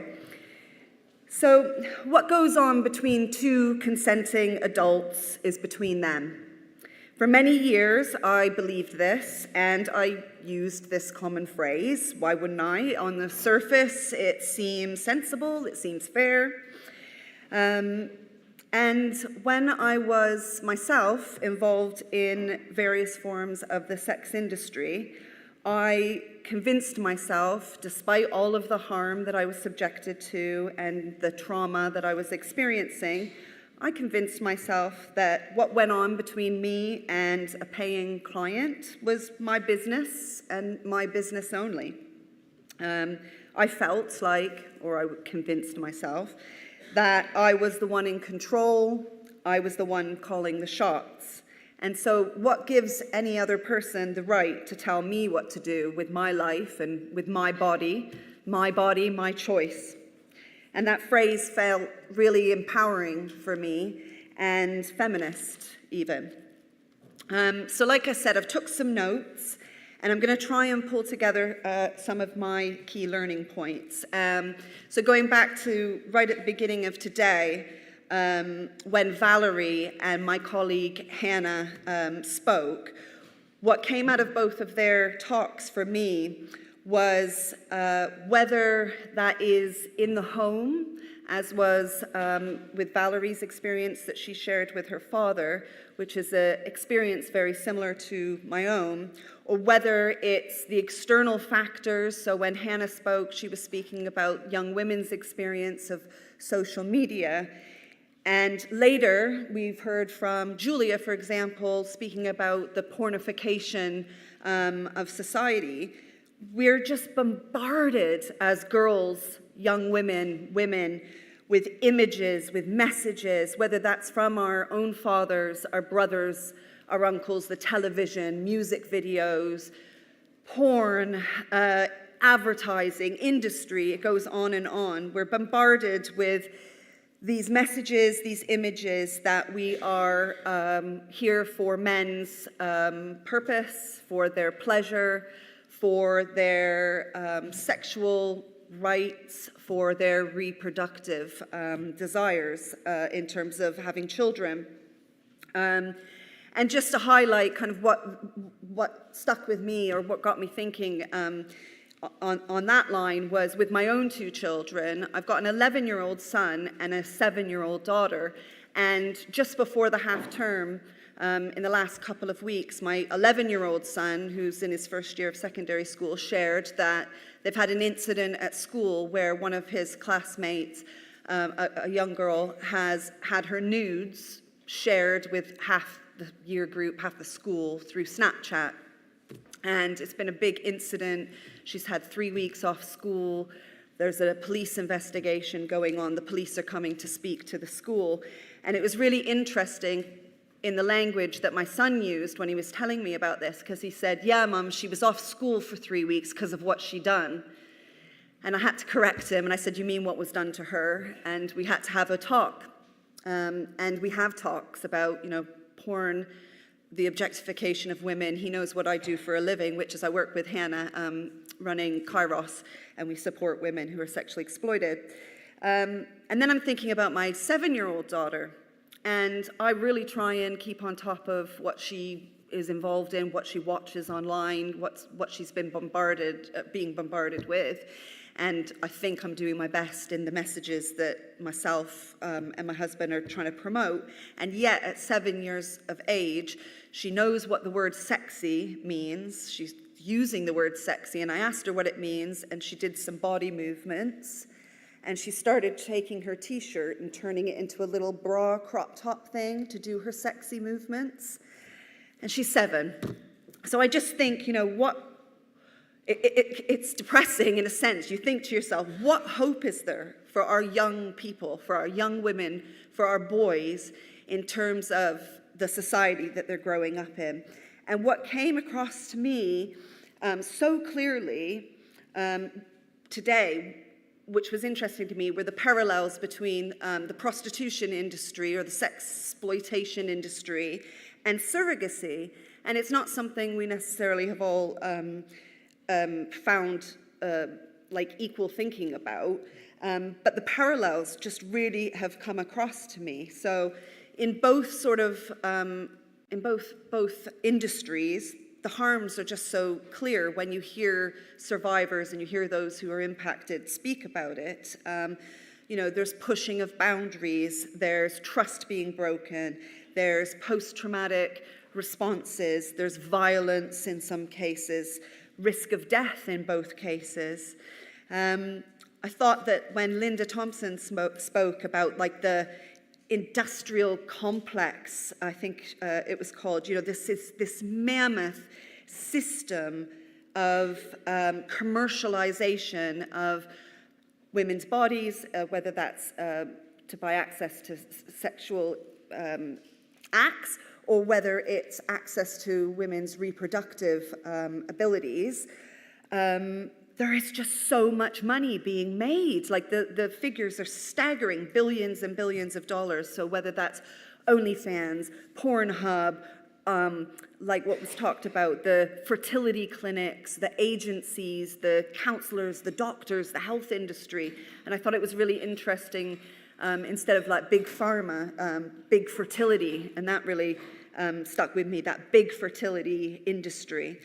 And some of the other parallels that came to me was the dissociation that needs to take place. So women involved in the sex industry, women involved in the surrogacy industry, this splitting of our minds and our souls with our bodies, and how it's a coping mechanism. And without that ability, we wouldn't be able to do what we're doing. We wouldn't be able to endure the abuses to our bodies, or we wouldn't be able to grow a baby inside of our bodies knowing that we're going to give that baby away that's been paid for. So we've got to make that split, and it's so difficult to recover from in both cases. There's just such a parallel in terms of like the advertising images, advertising and glamorizing. Oh, you can make so much money. It's so empowering. It's so great and wonderful to be a surrogate and help people. And these stories are presented as positive things when we know that the realities are so different. There are so many harms caused. So I just want to end on what I think some of the things we can do to address these issues. Obviously, we're all here at this conference, so we're in that mode of doing something. But I think it's really important to bring the realities and the truths like out of the shadows. I was really struck when Merle spoke about writing your book and that your publisher asked you to tone down your experience, an experience of rape and sanitize it. And I just think we need to allow women and give women the space to speak about their experiences, whether that's in services that are here to support them, whether that's in like nursing or social care or whatever services are being provided. We need to give women actually a safe space to talk and reflect and speak with other women. And that's why women's safe spaces are so important. We can't be neutral on the issue. When I came to Kairos, our organization, 3.5 years ago, we'd had a 20-odd year history of supporting women, but there was a strong position on we must be neutral on the debate. The debate, we don't get sucked into the debate. And when we had conversations as a team, we were all in agreement that what the women tell us is that they're being harmed. We can see it every day. We feel it viscerally through the vicarious trauma that we experience when we work with these women. So how can we possibly be neutral? It's absurd. So it's been an amazing experience with our organization over the last 3 years to really grow stronger in our positioning around actually, no, we recognize the sex industry as a form of violence against women, and I would add to that the surrogacy industry as well, and that in recognizing it as a form of violence against women, we need to abolish those industries. So thank you so much. I think that's my 10 minutes already up, and we will be joined soon. Irene.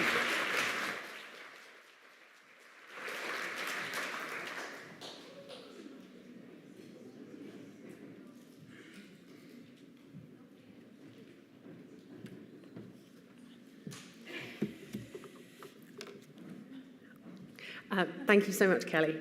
Reem's joining us in a couple of minutes, just after I've gone through a few of the calls to action that we suggest and the things that we are suggesting that you might be able to do if you're feeling inspired by today and what you've heard. So you might be feeling a little bit overwhelmed by everything you've heard today and everything you've learned. And if you want to do something and put that energy somewhere now, we have some ideas for what you can do next. Next slide, please. First, if this is all new to you, then you may just want to find out a lot more information. The Nordic Model Now website has a lot of information, including testimonies from more than 100 women and a few men who have lived experience of being in prostitution, and also some women who've been surrogate mothers and their testimonies. It also has papers, mythbusters, a list of book recommendations, and reviews of some recommended books, if you want to find something that'll suit you.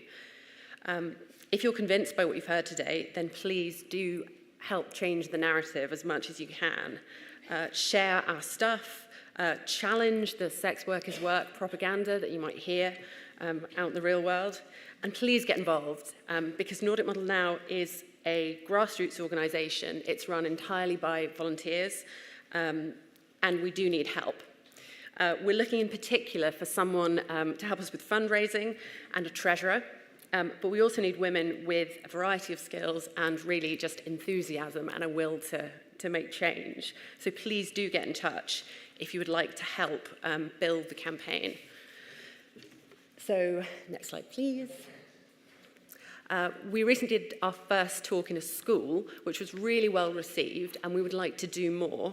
So if you're connected to a school as a parent, a teacher, a governor, please consider introducing us to your school with a view to us doing a talk or a series of talks. We're also planning on developing some materials for schools that you can just give to the school you're connected to. If you're a student or staff at a university or college, please also consider distributing our flyers and our booklets, and please get a copy of our handbook for universities. Give your university a copy and ask them to implement its recommendations. Consider asking the University Feminist Society or other groups and societies to invite us to talk to them. Great, next slide. If you work in the NHS, you might also want to work with us to try and create materials for NHS staff and help us to raise awareness of the harmful realities of the sex industry within the workforce. And similarly, if you're in a union, if you're a member of a political party or a church or any kind of similar community group, please consider inviting us to talk. And that's the way that we reach people, we change minds, we start conversations, and it's incredibly valuable. If you want to say yes to any of these ideas, please speak to Eileen at the Nordic Model Now stall in the lobby, or talk to any of us in the pub afterwards, or email us after the conference if you don't want to talk now.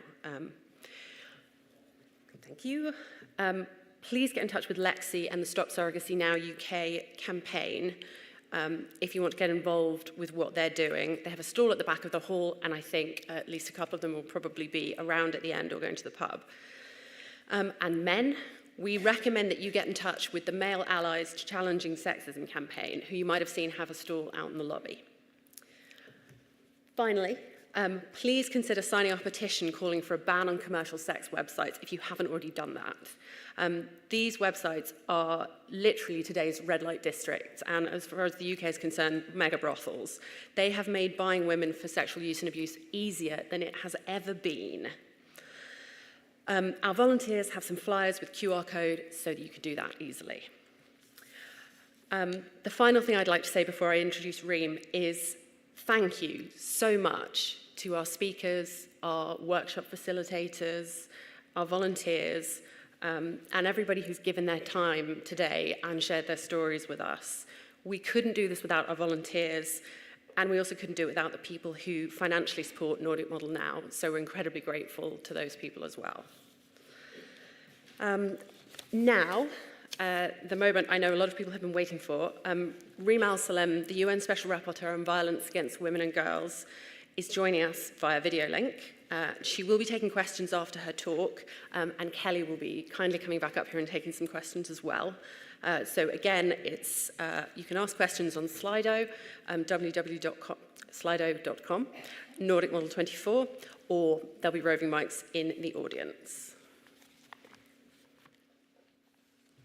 Thank you.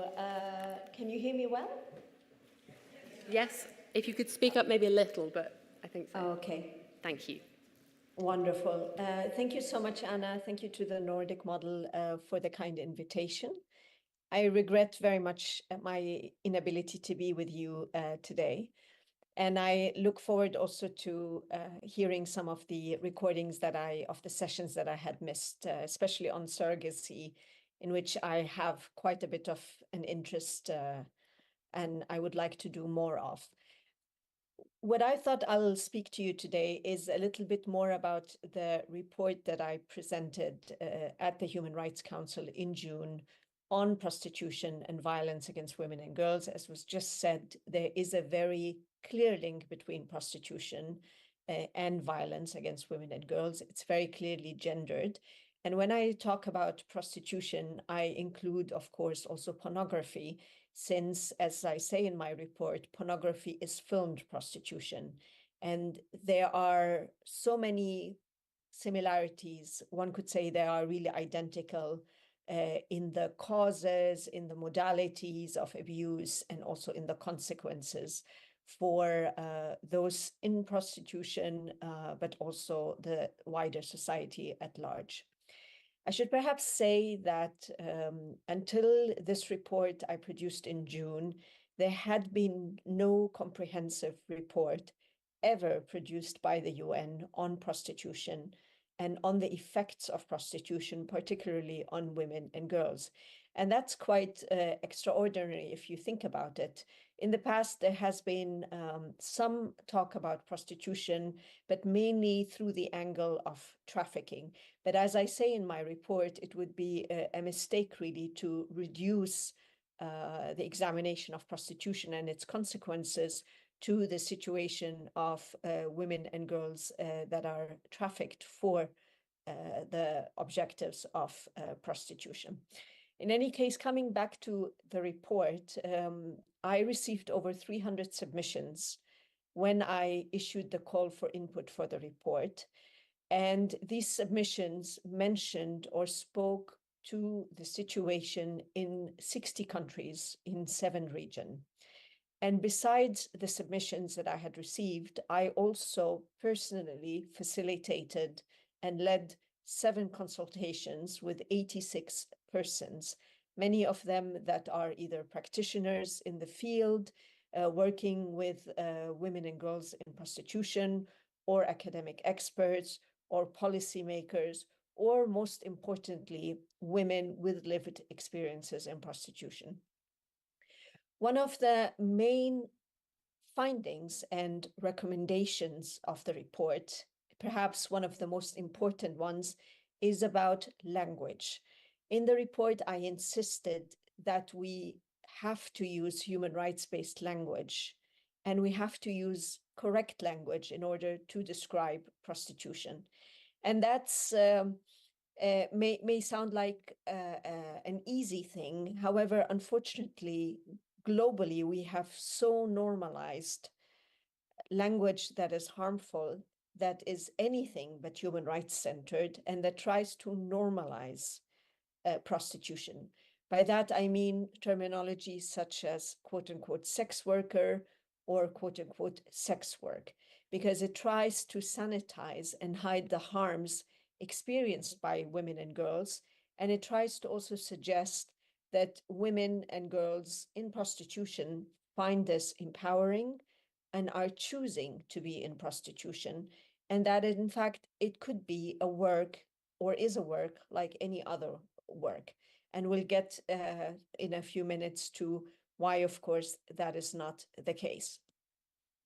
One of the things, in fact, with regards to free will, I show in my report that women and girls in prostitution do not have free will and are not consenting to being in prostitution.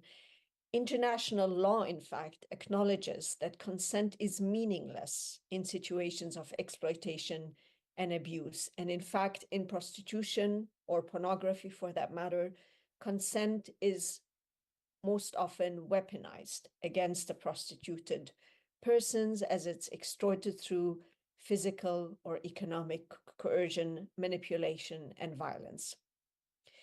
I also believe that claiming that victims remain by their free choice in prostitution and therefore remain or want to remain with their victimizers ignores how trauma often works.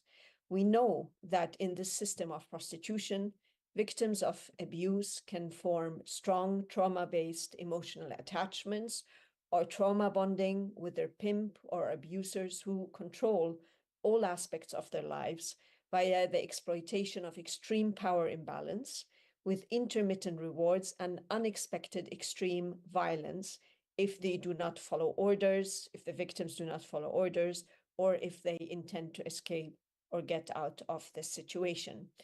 And we know also from how trauma works that the victim's perception is altered, and the understanding also of the perpetrator's thinking and perceptions become a mean of survival for the victim. Also, the victim may feel responsible for committing any quote-unquote mistakes that result in punishment, and become also in many ways grateful for the smallest act of kindness.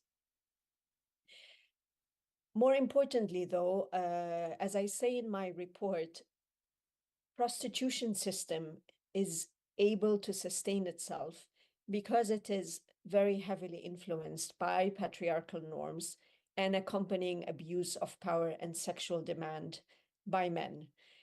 And as you have just said, but I'm sure you have also spoken to this at length in the course of the day, this abuse has been exacerbated in recent decades, in particular by globalization, where our understanding is that everything, including human beings, can be bought and sold.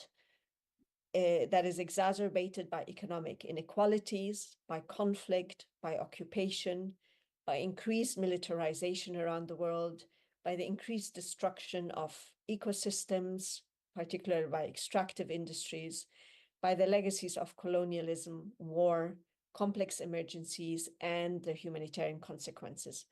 All that results in the further marginalization and forced displacement of women and girls, and leads to increasing also gender and sex inequalities.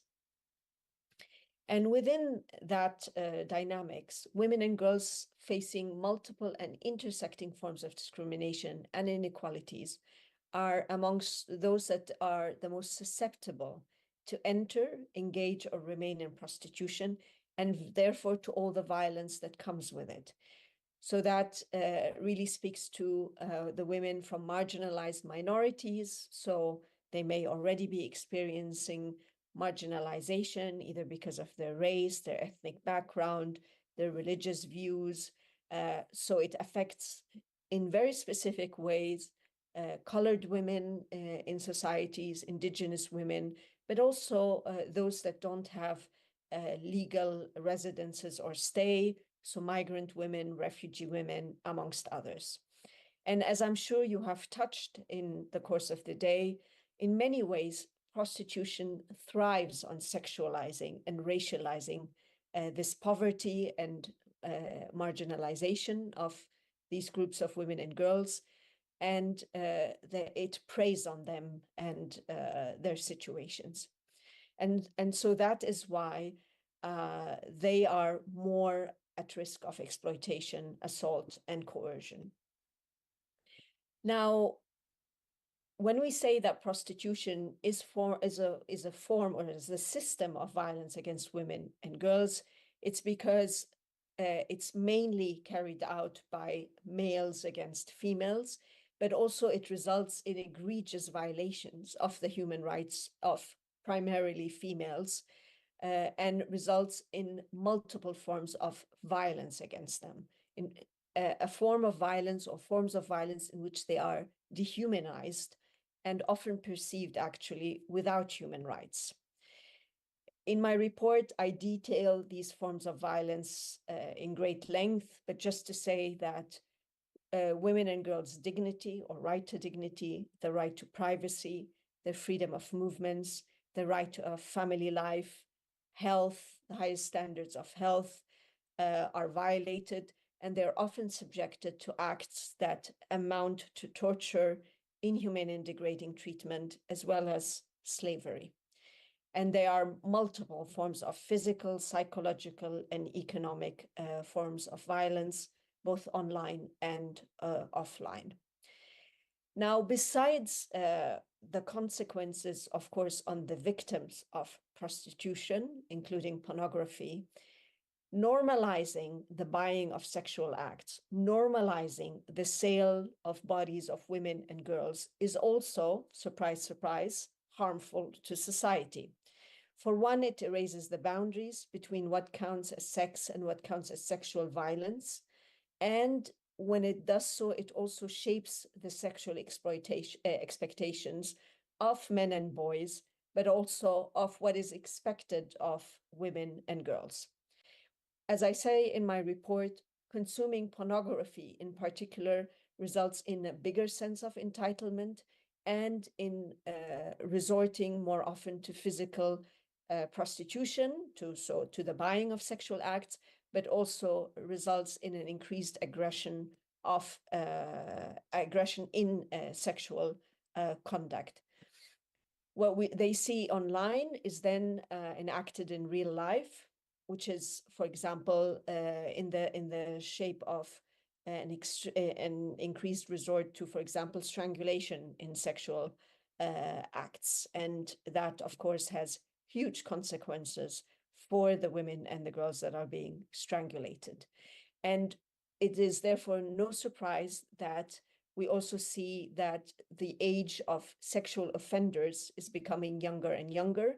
In a number of countries, including the UK, we have seen an increasing and concerning situation of not only adolescent boys becoming sexual offenders, but also an increase in gang rapes being committed by 12 to 14-year-old adolescent boys. And as was recently said, adolescent girls are very much distressed by this increased pornification and sexualization of their bodies. First of all, it's an impossible situation to be living in, day out, and feeling the weight of having to meet very harmful but also impossible standards in terms of how they have to look, in terms of what they should put up with, in terms of what they have to accept. And the message that is being passed here is to girls is that the only way for them to feel valued is when they feel sexually desired. So it's very easy to see, I think, to all of us, that a society that normalizes this kind of conduct, this kind of reality, will never achieve sex and gender equality. Finally, I'll just go very quickly over an important part of the report, which is the different legal and policy models that states have adopted around the world when it comes to prostitution. So there are really the following models, which is the prohibition approach. We don't have this issue, we don't accept it, and therefore anyone involved in prostitution, whether it's the victim, the perpetrator, or the buyer of sexual acts, are criminalized. But in reality, what happens is that the one who is really criminalized is the victim, is the woman or the girl in prostitution, whereas the others, the pimp and the buyer, get off the hook. Then you get the regulation approach. You get also then the decriminalization approach, and then you have the abolitionist approach, which is often known around the world as the Nordic model. In my report, I've made several recommendations to states on how they should engage on the issue of prostitution, including pornography. So I have called on states to recognize it as a system of exploitation and violence, so really to recognize it for what it is, and realize that they must do so if they want to be compliant with international human rights standards, particularly those on the prohibition of violence and discrimination against women and girls. I've also reminded, therefore, states of their responsibility to abolish laws that allow, tolerate, or condone the violence and exploitation of women and girls in prostitution, including pornography, as well as their duty to protect, assist victims in a sex and gender sensitive manner, and to provide them reparations, because they are victims and therefore they are entitled to assistance, protection, and reparations. I've also stressed the importance that states address the underlying causes of violence that are perpetrated by the prostitution system, and also highlighted that they have to eliminate the demand for prostitution, and they have to address socioeconomic inequalities and marginalization. When I look at the 4 models, policy models that are there around the world, it's clear from the data, when you look at the data, when you look at the facts on the ground, that the equality model or the Nordic model with its 5 pillars is really the most adequate and effective model out there that should be pursued. Particularly, as I said, that it comprehensively addresses the causes and the consequences through its 5 pillars or components, because it seeks to decriminalize the victims of prostitution. It seeks to criminalize the purchase of sexual acts. It seeks to criminalize all forms of pimping. And also it seeks to work on sanitization, education campaigns, as well as providing exit pathways for those in prostitution.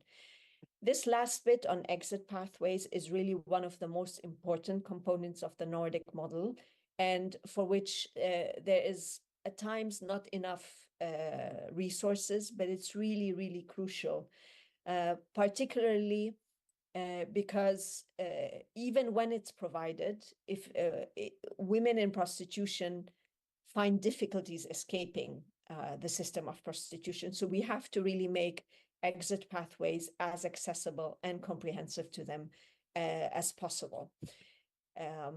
So this is it in a nutshell. But I just want to say that 2 last things before I close.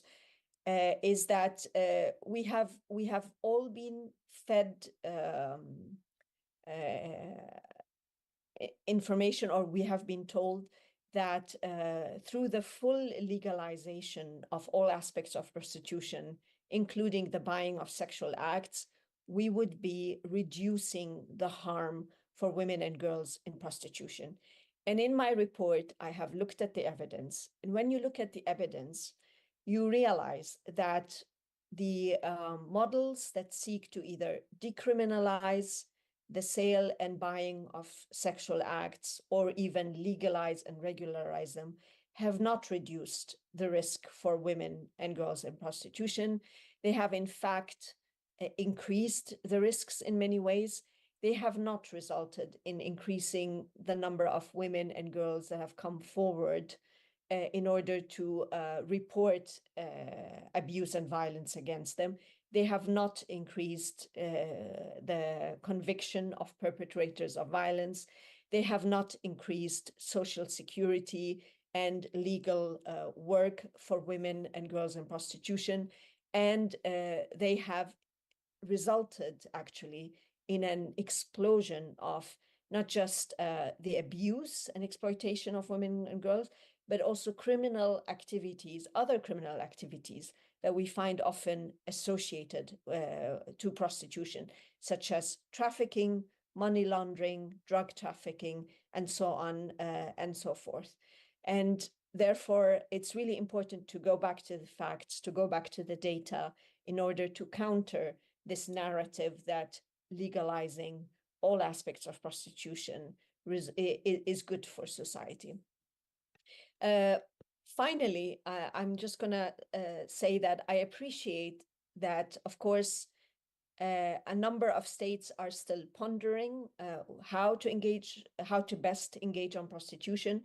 Some of them are reviewing the lessons learned from the policies they have.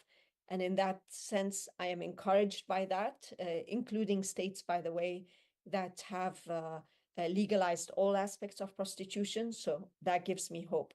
So while states are still pondering about this, I still think that there are a number of things that they can still do, and that constitutes sort of low-hanging fruit, and that are accessible and doable. One of them is to invite and platform women with lived experiences, so victims and survivors, and center them in their discussions. We don't hear enough from women and children with lived experiences, and that should absolutely be done in every policy discussion.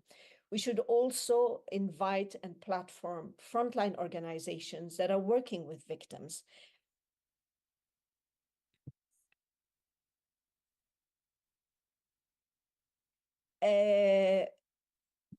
Because many of them, sorry.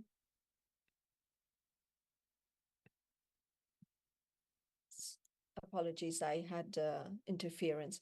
We also must ensure that frontline organizations are invited to the policy discussions, because many of them working with victims are vilified, are shunned and excluded. We can, and states and authorities and line ministries and policymakers can also look at the data, look at what we know, look at the good practices, and learn from them. And finally, as I said, irrespective of where states sit on the policy approaches, they can and should fund and provide support to comprehensive exit strategies, as well as to the decriminalization of women in prostitution, so that they have access to meaningful options and to be able to also leave this system of violence. In fact, I would say that even if you belong to a state or a country that considers prostitution voluntary, then you would want a voluntary act, then you would want to give women more options so that they can take informed decisions and can take also,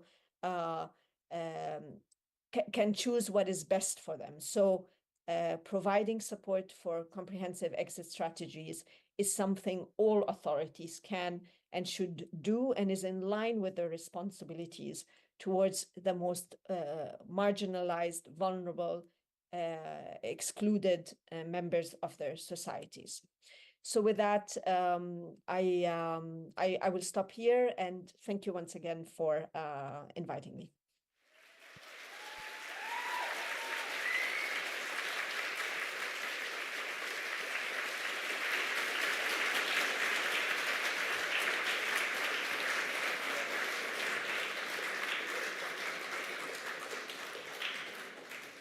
Hello, can you hear me?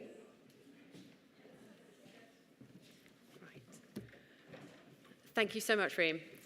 We are now going to take questions from our audience in person and our online Slido for both Kelly and Reem. Just to keep things clear, because of the hybrid nature of the conversation we're having, if you could make clear who your question's directed to when you ask it, that would really help. And then we know who we're talking to. So I will take first question from the audience. There's a woman at the front at the end of a row.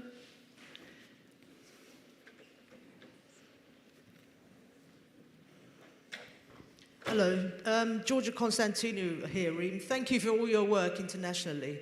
In your data analysis, is there a correlation between states that fully decriminalise and the lack of a welfare state? Because that's our worry here in the United Kingdom, that the welfare state will collapse on the assumption that prostitution is now work. Therefore, everybody, if there is a demand for it, would be probably forced in a mega brothel, even in some administrative role. And obviously, it will disproportionately affect women. So has there been any work internationally?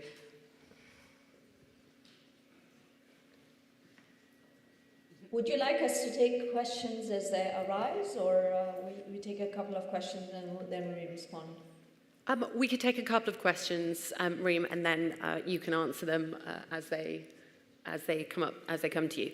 Does anyone else have another question for Reem in that case? There's a woman in the back waving.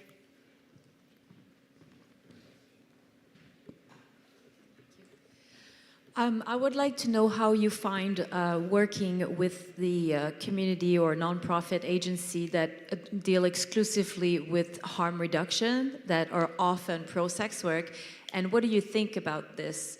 I'll just say my opinion is that harm reduction is a useful approach, but if you don't have a broader lens and the idea that it is not a human optimal to be prostituted, then we're just putting a Band-Aid on a day-to-day situation, and that's what I've seen on the ground. So how do you find working with these, not naming them, agencies? Thank you. Can we take one more question then from the audience? There's a person standing up over there. Thank you. Hello, Reem. I am a professional engineer. My name is Claire, and I do comparative analysis. I don't copy and paste from journal papers. I examine underlying government data. I have government data of 12 different jurisdictions on my home computer, and an academic told me the other day that I am effectively building a global database of violence against women across all sectors. So that's domestic, public sphere, monetized rape, as I would call it. I'm autistic, so I'm language sensitive. So monetized rape and rape trafficking. It is not sex, there is no consent. So across all of I was a school teacher, I did Me Too in 1998. So the care of young girls is absolutely at the center of what I did. Engineering was so intolerable for women in the United Kingdom. I went off to do human rights work in Eastern Europe, including in Russia, Ukraine, and Moldova. So I work within the human rights model. You are absolutely correct about cruel and degrading treatment. It is the very definition of torture, and it is being conducted on young women daily. So I am developing that on my home computer with no funding, no resource or anything, but anyway, I'm doing it. Would you be the other thing that all of the government data is based on is male norm referencing, so they are not seeing women. I am turning those databases inside out in order to give female-specific data that we can use. And I have a very short question. Please. Would you be interested? Thank you, Room. I'll hand over to you now. Yes, thank you for those questions. So on the welfare states, off the top of my head, I would say that no, in the sense that there are states that are welfare states that have legalized all aspects of prostitution, including the buying of sexual acts.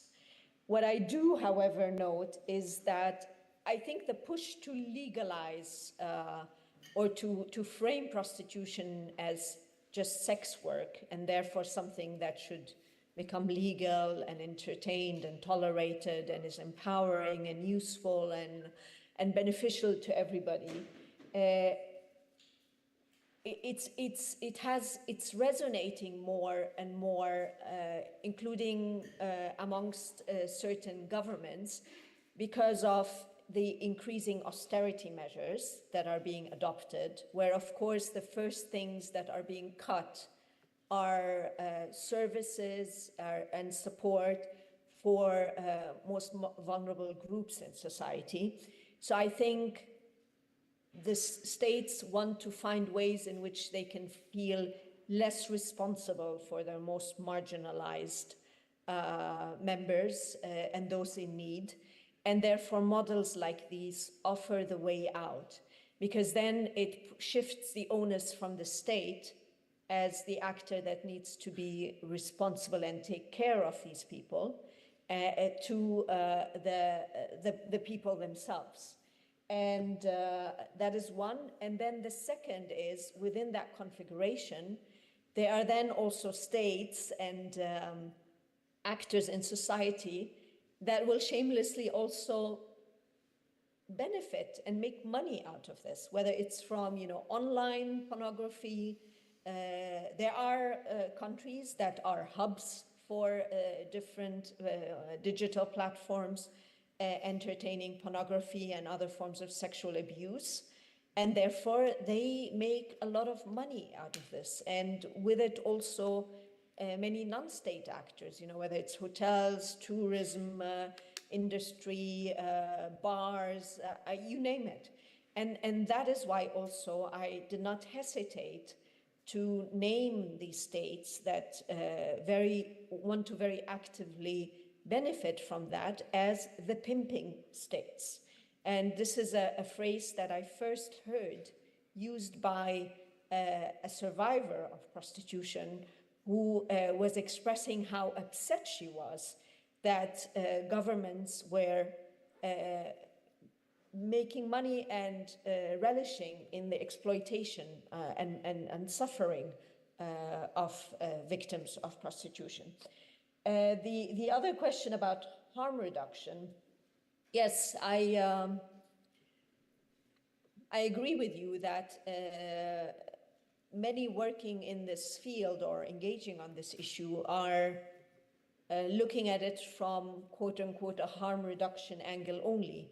Now, I would argue that even if you limit it to only harm reduction and you look at the reality, they are not reducing any harm. And you cannot reduce harm if you don't tackle the underlying causes and if you don't look at the consequences. So if I can just give an example, I was very surprised and also conveyed my surprise to a number of UN agencies who have limited their exploration of the health consequences of prostitution on the women in prostitution to only the risk to HIV/AIDS. If you look at any health or harm reduction discussions focusing on health, you will find that they focus really on the risk of contracting HIV/AIDS. Nothing about the psychological violence that they endure, or even the physical consequences of being in prostitution on their bodies, on their reproductive system, the forced abortions, the miscarriages. I mean, you name it. It's so well documented. It's so horrific. And as we said, it amounts to torture, inhumane, and degrading treatment. So that is incredibly problematic. And and I would say that in a way this approach is of course then combined with this narrative, this false narrative that not only does it reduce harm to legalize all aspects of prostitution, including the buying of sexual acts, but it's also, as we said, something women want to do, consent to, should be respected for choosing. And so these two always come together. And with regards to the third question, my short answer to your short question is I'm very interested in your data. So please contact me separately and we can take this conversation further. Thank you, Ree. Kelly, we had a couple of questions for you. I might combine them. So the first question was, in your work with survivors, what have you learned about the physical and psychological harms of being in prostitution? What is the reality that the women generally are dealing with?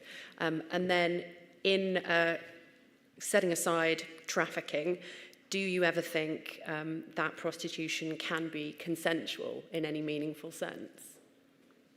Okay.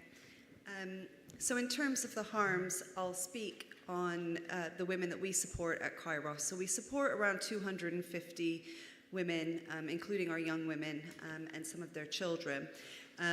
Not all of them are involved in street-based prostitution. Some of them are.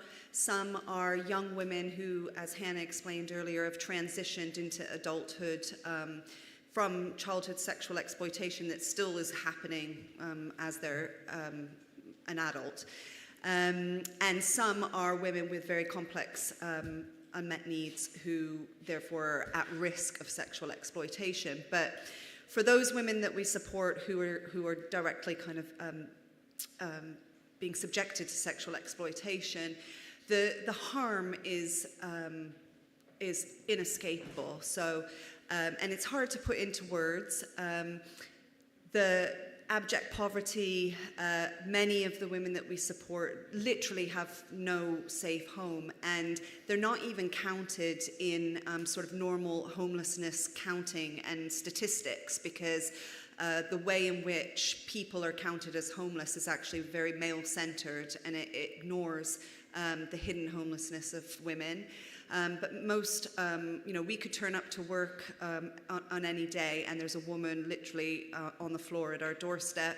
The relentlessness of the sexual trauma that they are subjected to is just so hard to encapsulate, and repeated and repeated and repeated victimization, multiple perpetrators, and these could be men they know, men they don't know, and we almost can't keep up with their disclosures of sexual violence.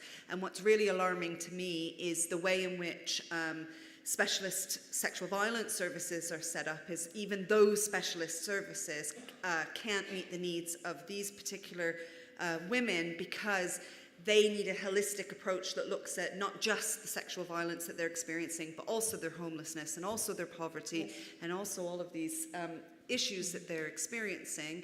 So they get completely fallen through the cracks in terms of accessing justice for that sexual violence. And they don't want to report to the police because, unfortunately, they just can't trust the police, who are the same force that will still come at them criminally for the activities that they're involved in.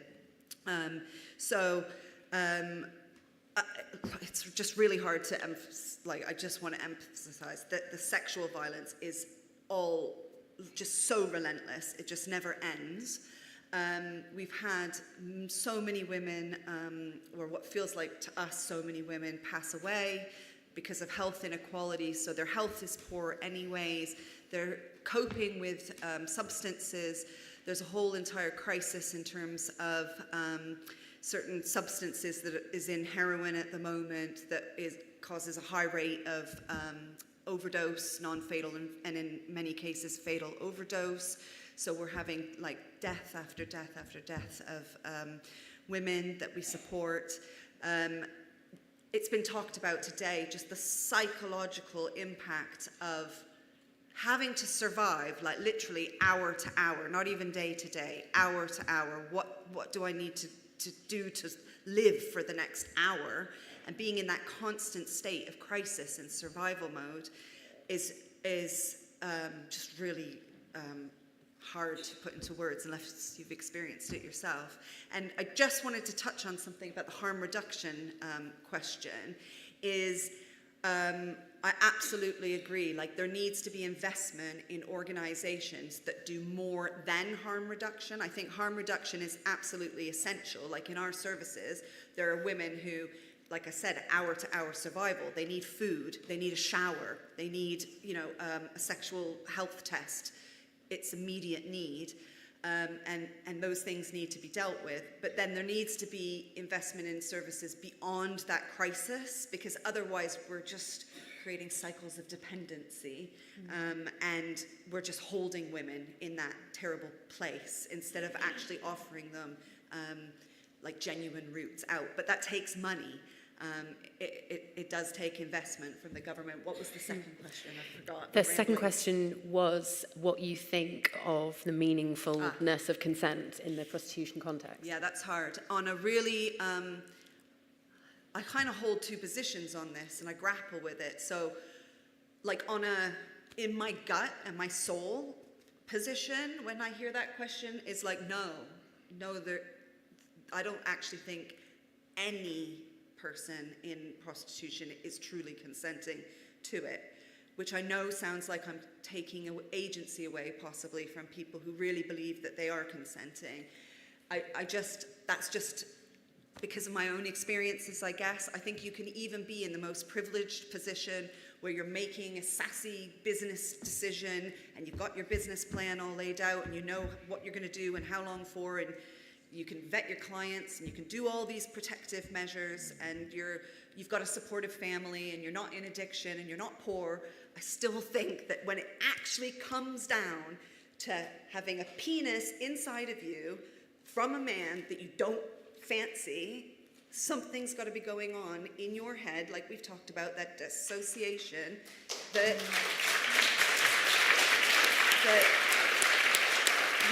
like something's going on there. But if there are people, women in that position, like Linda pointed out on that bell curve thing, that's like the minority. We're talking about an absolute minority. And what about all of the women globally, like all of the women who are not in that position? Like, surely we need to be thinking about the greater situation there.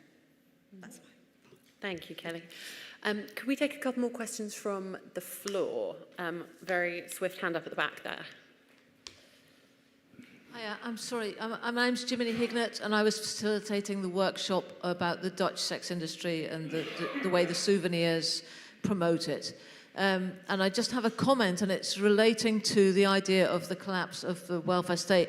And it's just to say that many years ago, I came across an article in the MUG, that's the magazine for uitkeringsgerechtigden, magazine for people, recipients of welfare. And it basically was explaining that it's been looked into and it's no longer necessary that you accept a job, going to a job interview for an escort agency because somebody's Social Security money had been stopped because they'd refused to go to an interview at an escort agency, and the article was explaining that you did have the right to refuse that now, but it had not been the case before that, and people were expected to go and interview for an escort agency. So, partial collapse of the welfare system. Can I speak to that for a second? My sister in Canada worked for an employment, like an employment organization that helps unemployed people get into employment, and so part of her role was to build up relationships with potential employers, factories, retail, bars, whatever, to get people into jobs. And the employer that she worked for wanted her to build a relationship with a local strip club to provide employment opportunities to women. And when she objected to that, she got in like big trouble at work. So, yeah. Yeah. Merle, would you like to ask a question? Could we have a microphone at the front, please, for Merle? Thank you. Hi, I have one question for Reem, and it's that have you gotten any pushback after releasing your report from the sex lobbies? And I also want to say to Kelly, I know I had a good fortune to do work on a research project for Dr. Melissa Farley, in which we interviewed 100, and I think it was 113 women and men in porn and prostitution. And when we say consent, it was really very clear to me when you spoke to, I did speak to some that were really like, no, I want to do this. I want to be in this. What they wanted was an apartment. What they wanted was food, help to pay the bills, but they have somehow managed to get in between the cracks. It has nothing to do with consenting to be raped, beaten, or abused, or anything like that. And that is what me myself can see as in my time in prostitution. It was never consent to be raped or sexualized. Thank you. So, yes, as you can imagine, I received a lot of pushback from some actors and some organizations. Very vicious pushback that continues until today. But I also received a lot of support, and particularly, I would say, from women with lived experiences, many of them who felt for the first time seen and heard and talked to by a UN official or actors. So that is, of course, very important for me. And I was pleasantly surprised to see that it was very well received overall at the Council by states from different regions, so representing really cross-regional groups, including by states that do not recognize that they have a problem with prostitution and have so far put it under the carpet.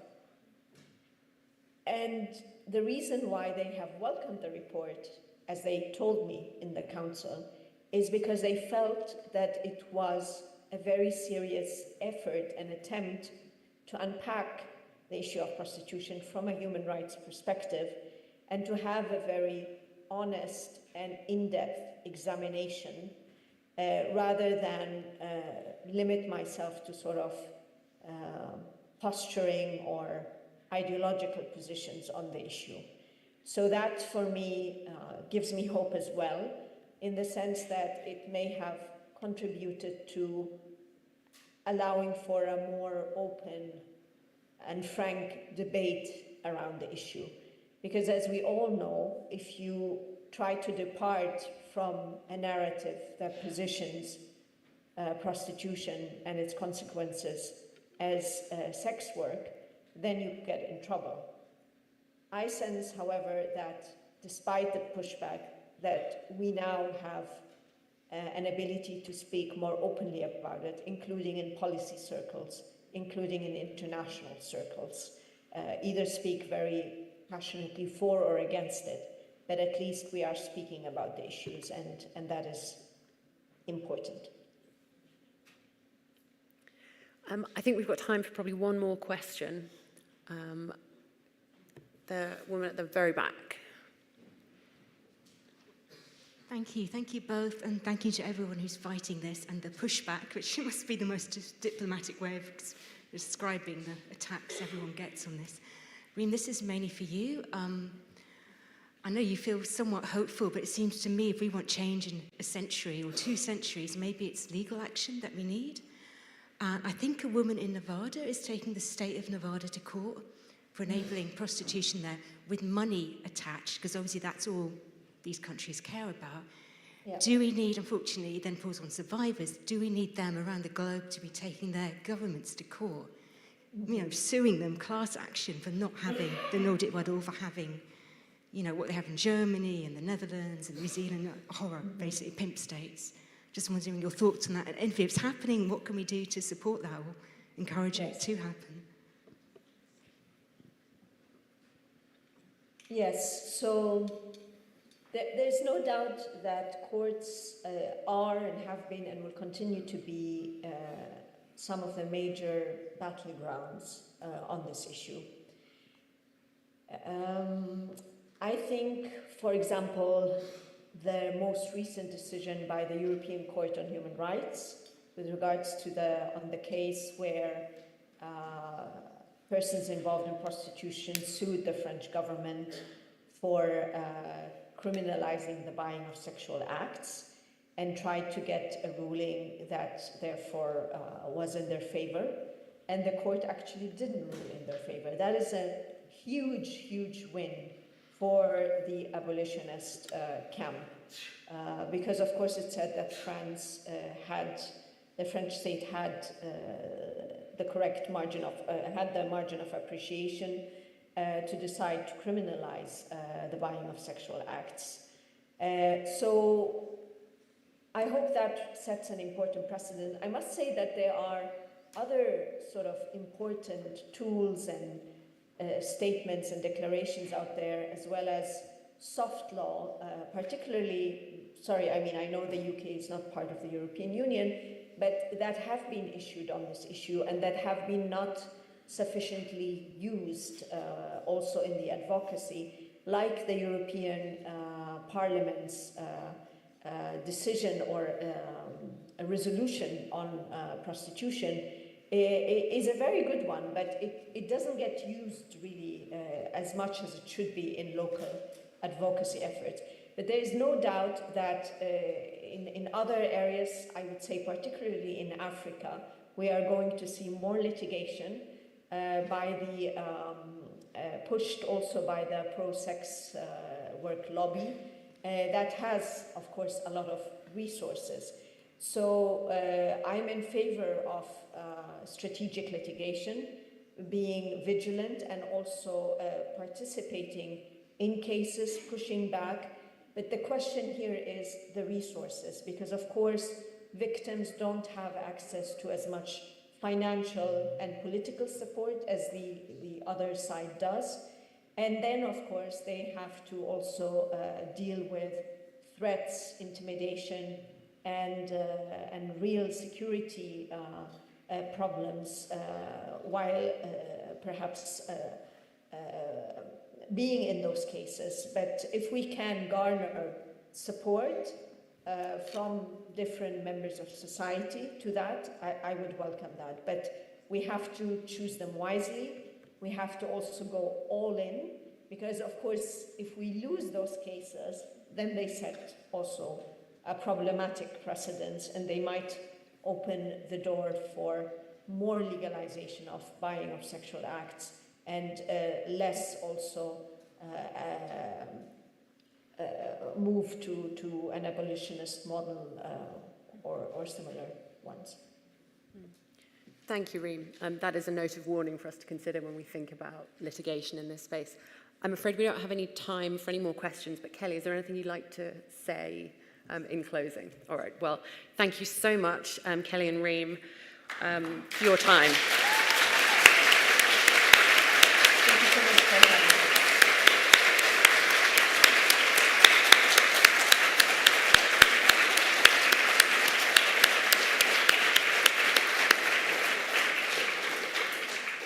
We're not quite finished.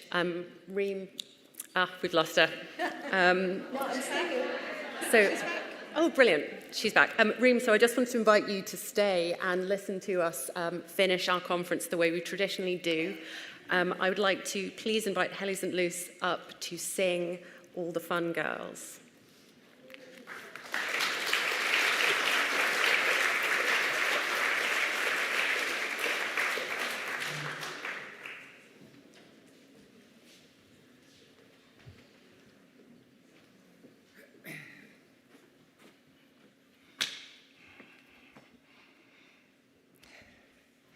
All the fun girls waiting to live, I said.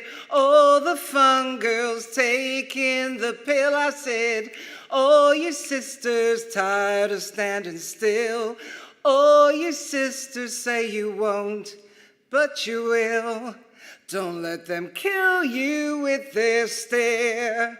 Don't let them closet you with nowhere. Don't let them feed you sex piecemeal.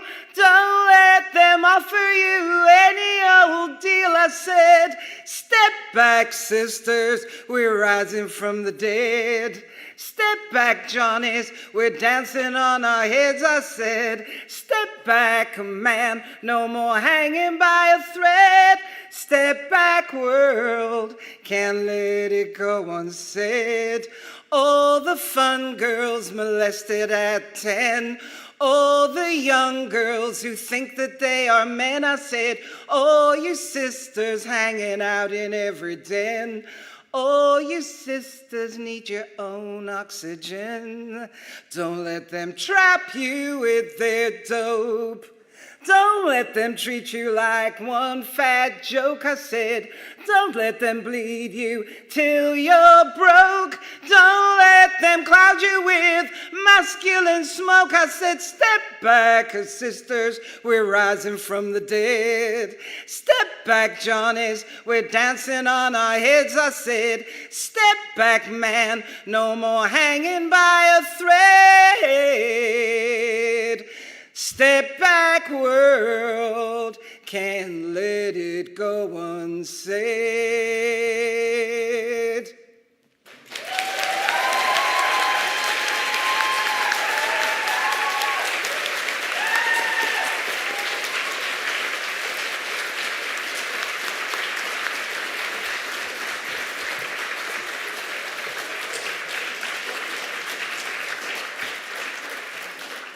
That was incredible. Thank you, Heli. So now it just remains for me to thank everybody for coming. We are now going to the pub en masse, and we hope as many of you as possible can come with us. We are now going to close the live stream, please, and then put up the